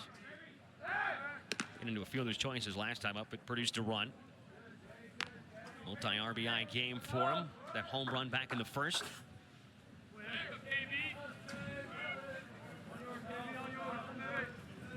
Homer on February 14th, and then a next one on April 18th. It was a close play at first. Levitt's really checked a lot of boxes. He has. Maybe one of the first relievers or anybody on the mound in this series for Mizzou to limit the run game well. He's an older guy, understands what's going on. Big lead for Walk. He stays put. And here's a chopper foul.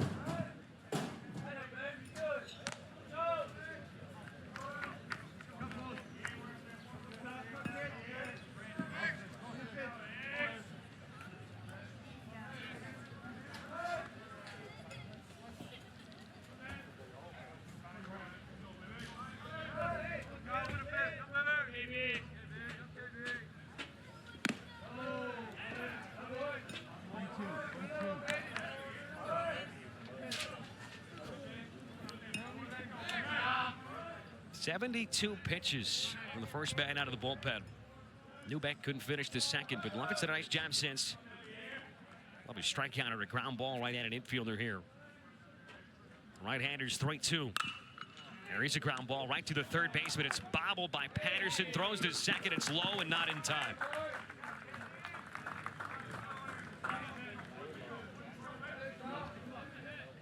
Lovett has done his job again. Another ground ball. Infielders First step is the most important. Kind of had a misstep whether he was going to go. Came in, then had to back up. That ball will eat you up. I got caught in between. Actually did a pretty stellar job of barehanding it quickly and getting rid of it fast as well. Just that first step will kind of put you behind the 8-ball. OU looking to add on here. Neither team had an error through the first 5 innings. This is popped sky high on the infield. Lovett wanted it. He'll get called off by Patterson. Great job by the reliever to skip on over to third to cover the base too. So he didn't feel fly and down number 2.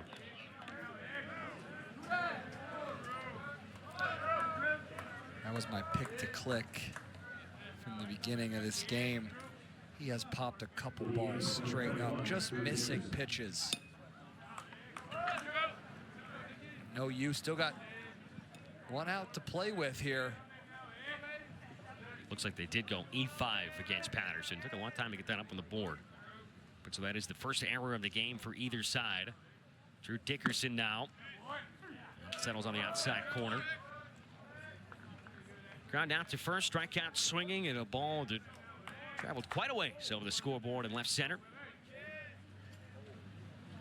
Second homer on the year for a true freshman, hitting .320 now. Ow. Oh. I think that sound was actually hitting Cerna.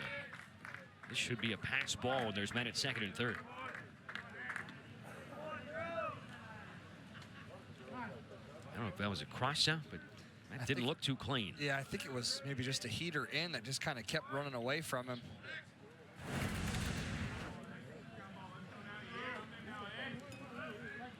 I think he maybe thought it was going to hit him, and then the guy kind of avoided it. Ball and a strike to Dickerson. Oof, that's a sinking fastball right down the middle. That's one he might want back.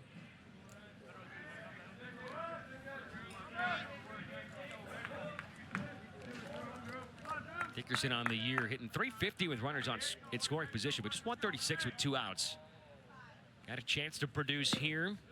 It's a good stop and a ball low and outside.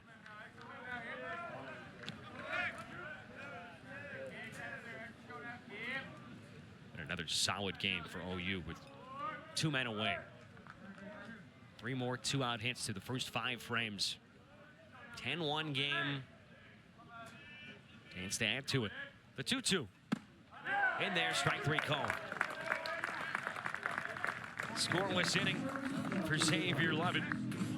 4 innings, he's allowed just 2 runs. Middle of the 6th inning. It's Lovett keeping this thing at least relatively close for the Tigers. Strong effort from him out of the bullpen.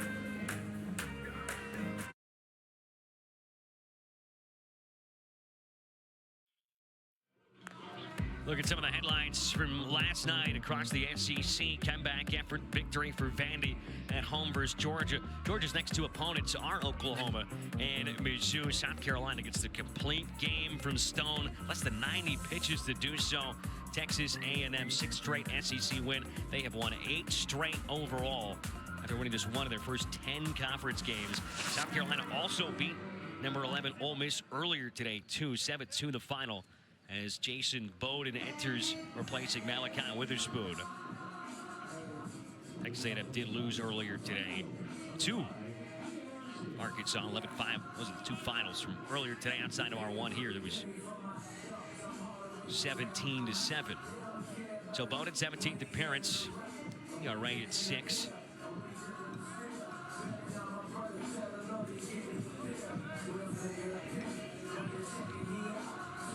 Sophomore from Orange, Texas.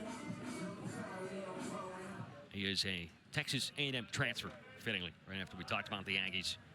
It's a few other games that are just getting started across the Southeastern Conference today. As Seals cuts through a fastball. Bama's on the board up 1-0 at LSU. That's in the first. Vandy at Georgia just got started. Texas and Auburn into the second scoreless. And Tennessee and Kentucky playing game 1 of their series at Knoxville. It's 3-2 Vols, bottom of 2. That was disgusting. 2-seamer down and in. Took the catcher's glove off and got Pierre Seals to swing through quickly. 0-2. This is electric stuff too.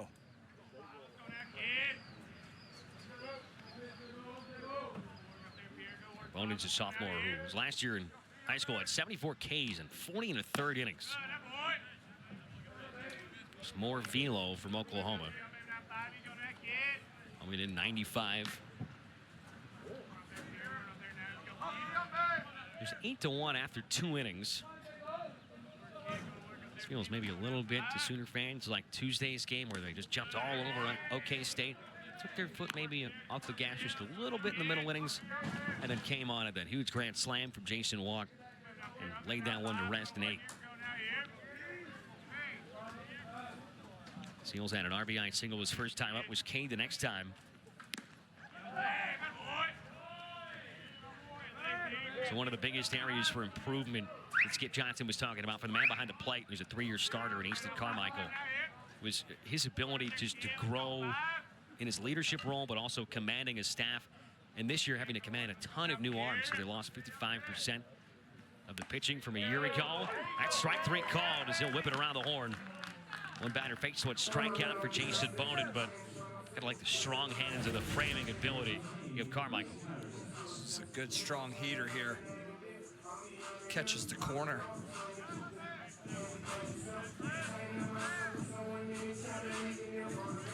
How would you grade what you've seen so far defensively? Obviously, Easton Carmichael's having a fantastic offensive series, but what you've seen behind the dish? I've been pretty pleased. Throwing on a couple guys yesterday. Done a really good job with balls in the dirt. Like I told you, I've said many of times, when you don't notice a catcher, that means he's doing a really good job. That's the way I look at it. When you start to notice, usually something's going wrong.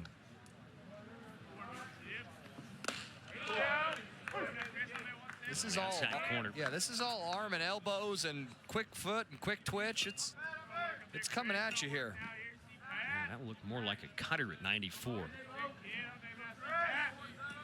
Chris Patterson trying to do a double play and walk so far today.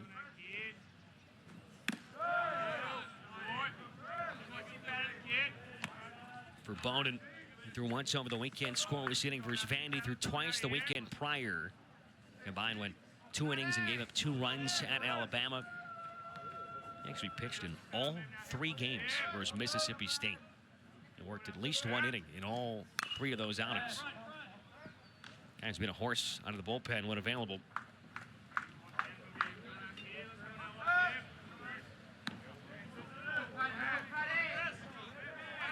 And Dylan Crooks. You know, imagine he'd come in at some point, even if it's a very low leverage situation, which could well be, but man, he's got 15 appearances. That's tied for 3rd most on the team. This is number 17 for Bonin. That's tied with James Hitt, who made his 17th appearance yesterday for the team lead.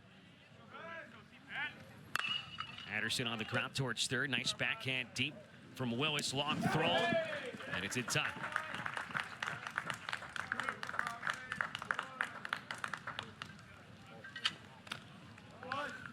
Willis had one of the plays of this series in the first inning earlier when he leaned into the third base dugout to catch a foul ball. That was in the first inning. Looked very sure-handed. That was sweet. Yeah, he's been good over there at 3rd. Done a good job with the double plays. A couple step on it, throw it over. He's done a good job. He's also been not noticeable as well. In a good way. Correct, correct. I mean that with the most respect as well.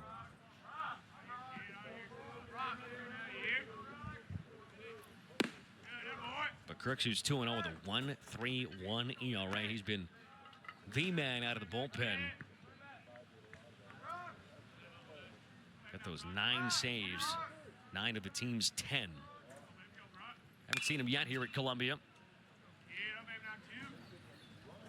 But only not always a great sign, correct. But it's a very good sign when Correct. you're winning by such a wide margin. You know, Coach Skip Johnson's got good feel of his ball club where he might try to just get him an inning of work in for sure. It was funny. It was funny talking with Skip Johnson earlier today, you and I. Not a big fan of the doubleheaders. He likes getting guys practice time, and you don't really have that kind of ability when you get a schedule like this, where it's just games all day long and a very quick turnaround after. Keep in mind, we started at 7 p.m., finished after 10 locally here a night ago. But he's thrilled to have a couple days off for these young kids. over the weekend, not playing on a Saturday or Sunday.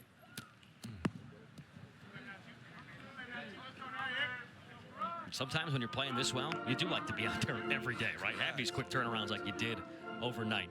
Baseball's got that feel to it. When you're playing well, just keep playing, and unlike football, might need a break or a rest. Oklahoma just hoping they don't cool off with a few off days in a row. 2 balls and 2 strikes. Daniels right off the end of the bat.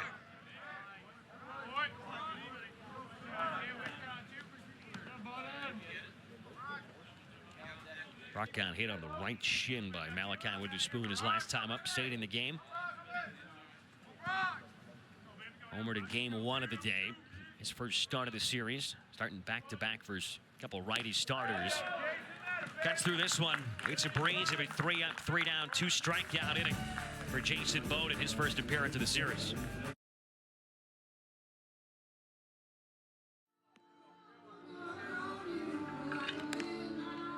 "10-1 Oklahoma." You know, run away and hit with this one after 8 runs across the first 2 innings. All produced on the backs of 4 home runs. Ben Smith will make his second appearance of this series. We saw him yesterday out of the bullpen. Xavier Lovett with some great relief work. Ben Smith last night went 2/3 of an inning, gave him 4 runs on 3 base hits. Between him and Seth McCartney, there were just way too many free passes late. 9.31 ERA. This is appearance number 18.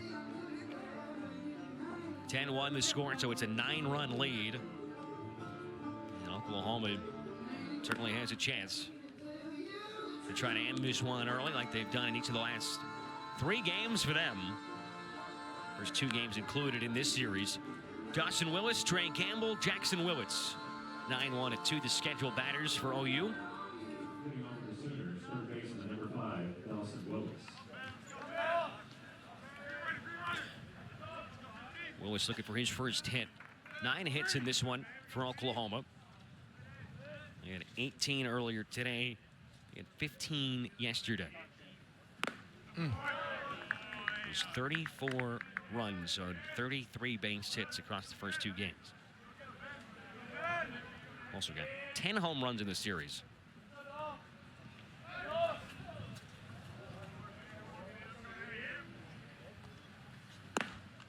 Willis takes inside.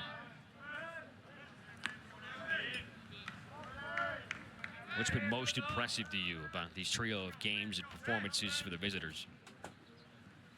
I think just the level of cleanliness. It's a nice word for you.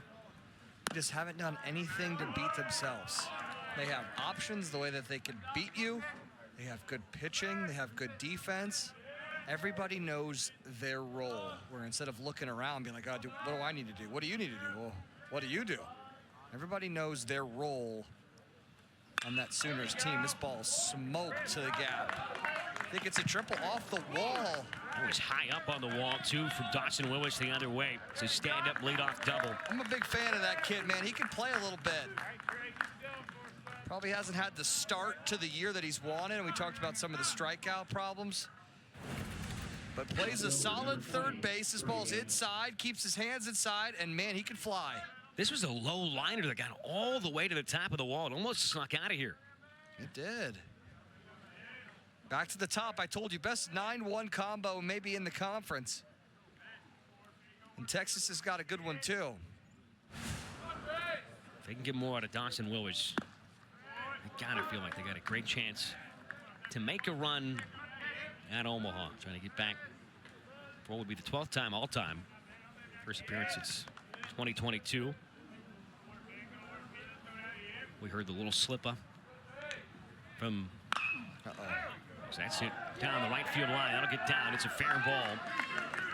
Seals over to cut it off. The throw goes into second, so a run's going to come home. RBI double from Trey Campbell, who trades places with Willis at second.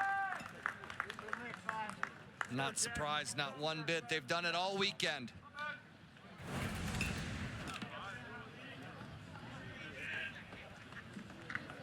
A little bit of a cement mixer, change of speeds, breaking ball. Number 7, Jackson Willis. Scores easily from second base. Why stop at first? He's going to go ahead and take second base with no outs here in the top of the 7th.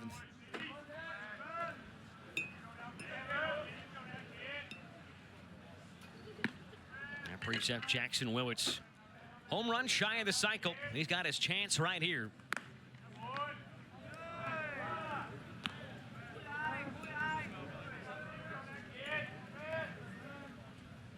They've got that 10-run lead now, and a bonus run standing at second. It's a bit of a hanger at 76. Needs a homer. Be quite cool to see it.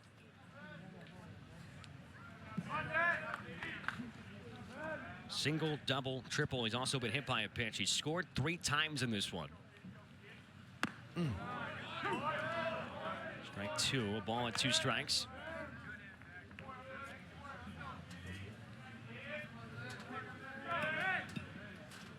.340 with 9 is pretty cool. .340 with 10 would be even cooler. OPS over 1,000 now. It's not the home run for the cycle, but it's another run-scoring base hit for Jackson Willits. A 4-hit game. And OU's got 12 in this one. That's all that kid does is hit. The catcher, number 2, Easton Carmichael.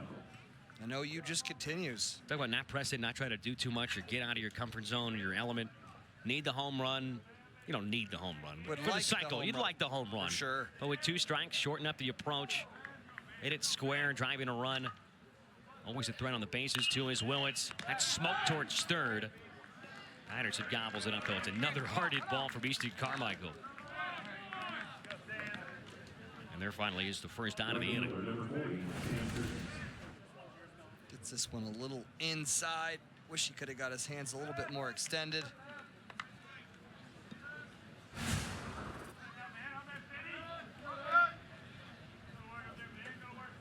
Sam Christensen, 1 for 4 with that 3-run bomb. Came back in the 2nd inning. That throw breaking ball for a called strike. 10 homers, 40 RBIs. Oh, rather that's Carmichael on the board. I was about to say, I thought there was only one guy with 40. He's got to be close. 6 home runs, 27 RBIs.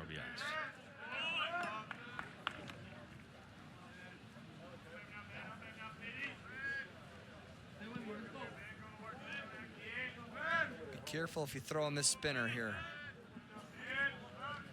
Oklahoma hasn't trailed all week long. That's going to be another extra base hit. Christensen delivers one down the right field line. Willits will get the stop sign at third. It's the 3rd double of the 7th inning for OU. Not much to talk about anymore. OU will just do all the talking for me. Another ball in the middle of the plate. Center fielder, number 1, Smoke to right. We talked about the way he runs. He almost got to third on this.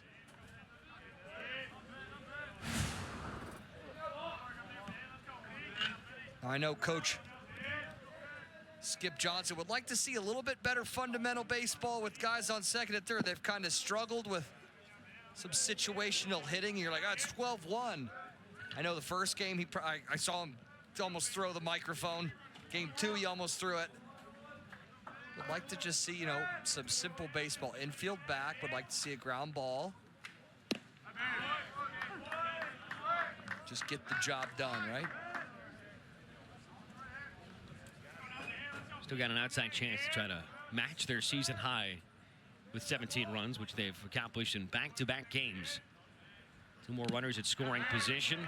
It's one of the better pitches we've seen in this inning for Ben Smith. On the other side, Mizzou scored 1 run in the first, haven't scored since. They have just 3 base hits. A single in the first, a single in the second, and a single in the third. There's a swing and a miss. Back but breaky ball. First strikeout for Smith in this one. But no extra base hits for the Tigers. 9 for OU in this one.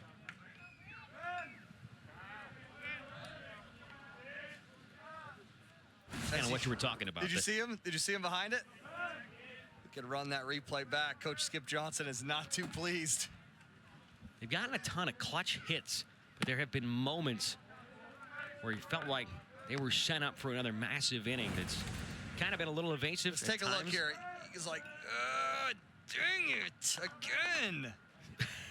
Just a small little Looked like he wanted grimace. to clap, and then maybe he wanted to Sure. put his Sure, face not- in his hands. Not showing anybody up, just, he knows those runs are going to matter. They don't matter, maybe not today, but you're exactly right. Further down the road, put it in play. Look, that blood is boiling there. He's happy with the way they've played all weekend, but he knows what's going to get him to Omaha and what's going to help them win.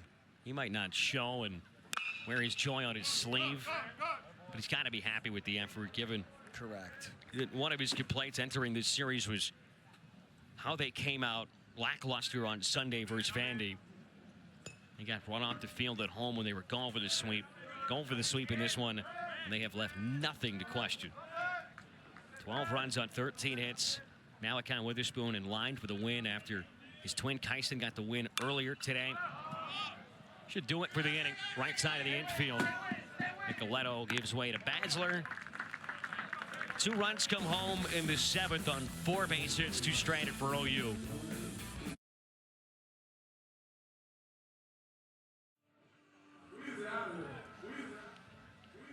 Bottom third of the order, 2 up here for Mizzou in the back half of the 7th. We might not get much further than the stretch in this one. Upcoming schedule for what the Sooners have in store midweek versus Oral Roberts. Always a tough club before they head to Georgia, and Ole Miss and Kentucky looming as well. So it's back-to-back road trips in conference, including this one. Then home for one before they're back on their road travels to Lexington. Cued off the end of the bat, slow roller to Willis. One away.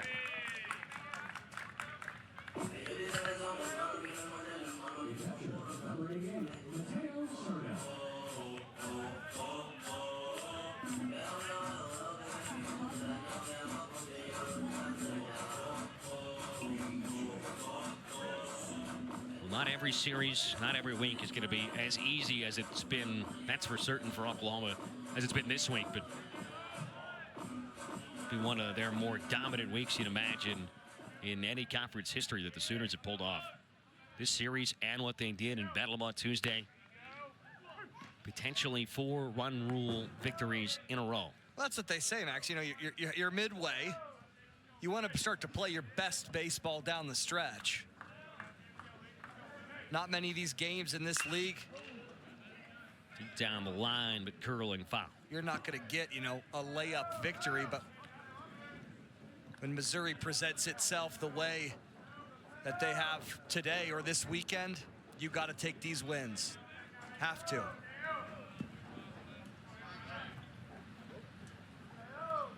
Missouri's season hasn't gone the way that anybody's wanted it. Even as a Missouri alum talking to you here, you're going to go through some of these growing pains with some of these young cats. It's going to stink. We'll be all right. You're getting, OU's giving you a first-class ticket to watch how it's done. Here's a strikeout of Serta. 3 strikeouts, 5 straight retired to start the night here for Jason Bowden. This is nasty. Quick twitch.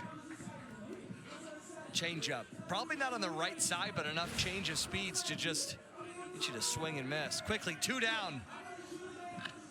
11 punch-outs for OU on the mound today. Last chance, Garrett Goldbank, the DH. Oh, double hit. Just counts as the 1. Double hit. So in terms of what's on the line right here, OU looking for their 10th win in the SEC. They're looking for their first ever SEC sweep.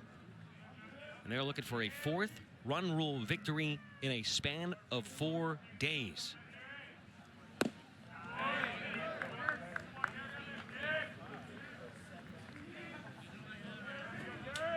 Malachi Witherspoon going to join his twin Kyson in the winner's circle, if you will, today. Do you think he gets his sub because he had more punch-outs? He gets an extra sub.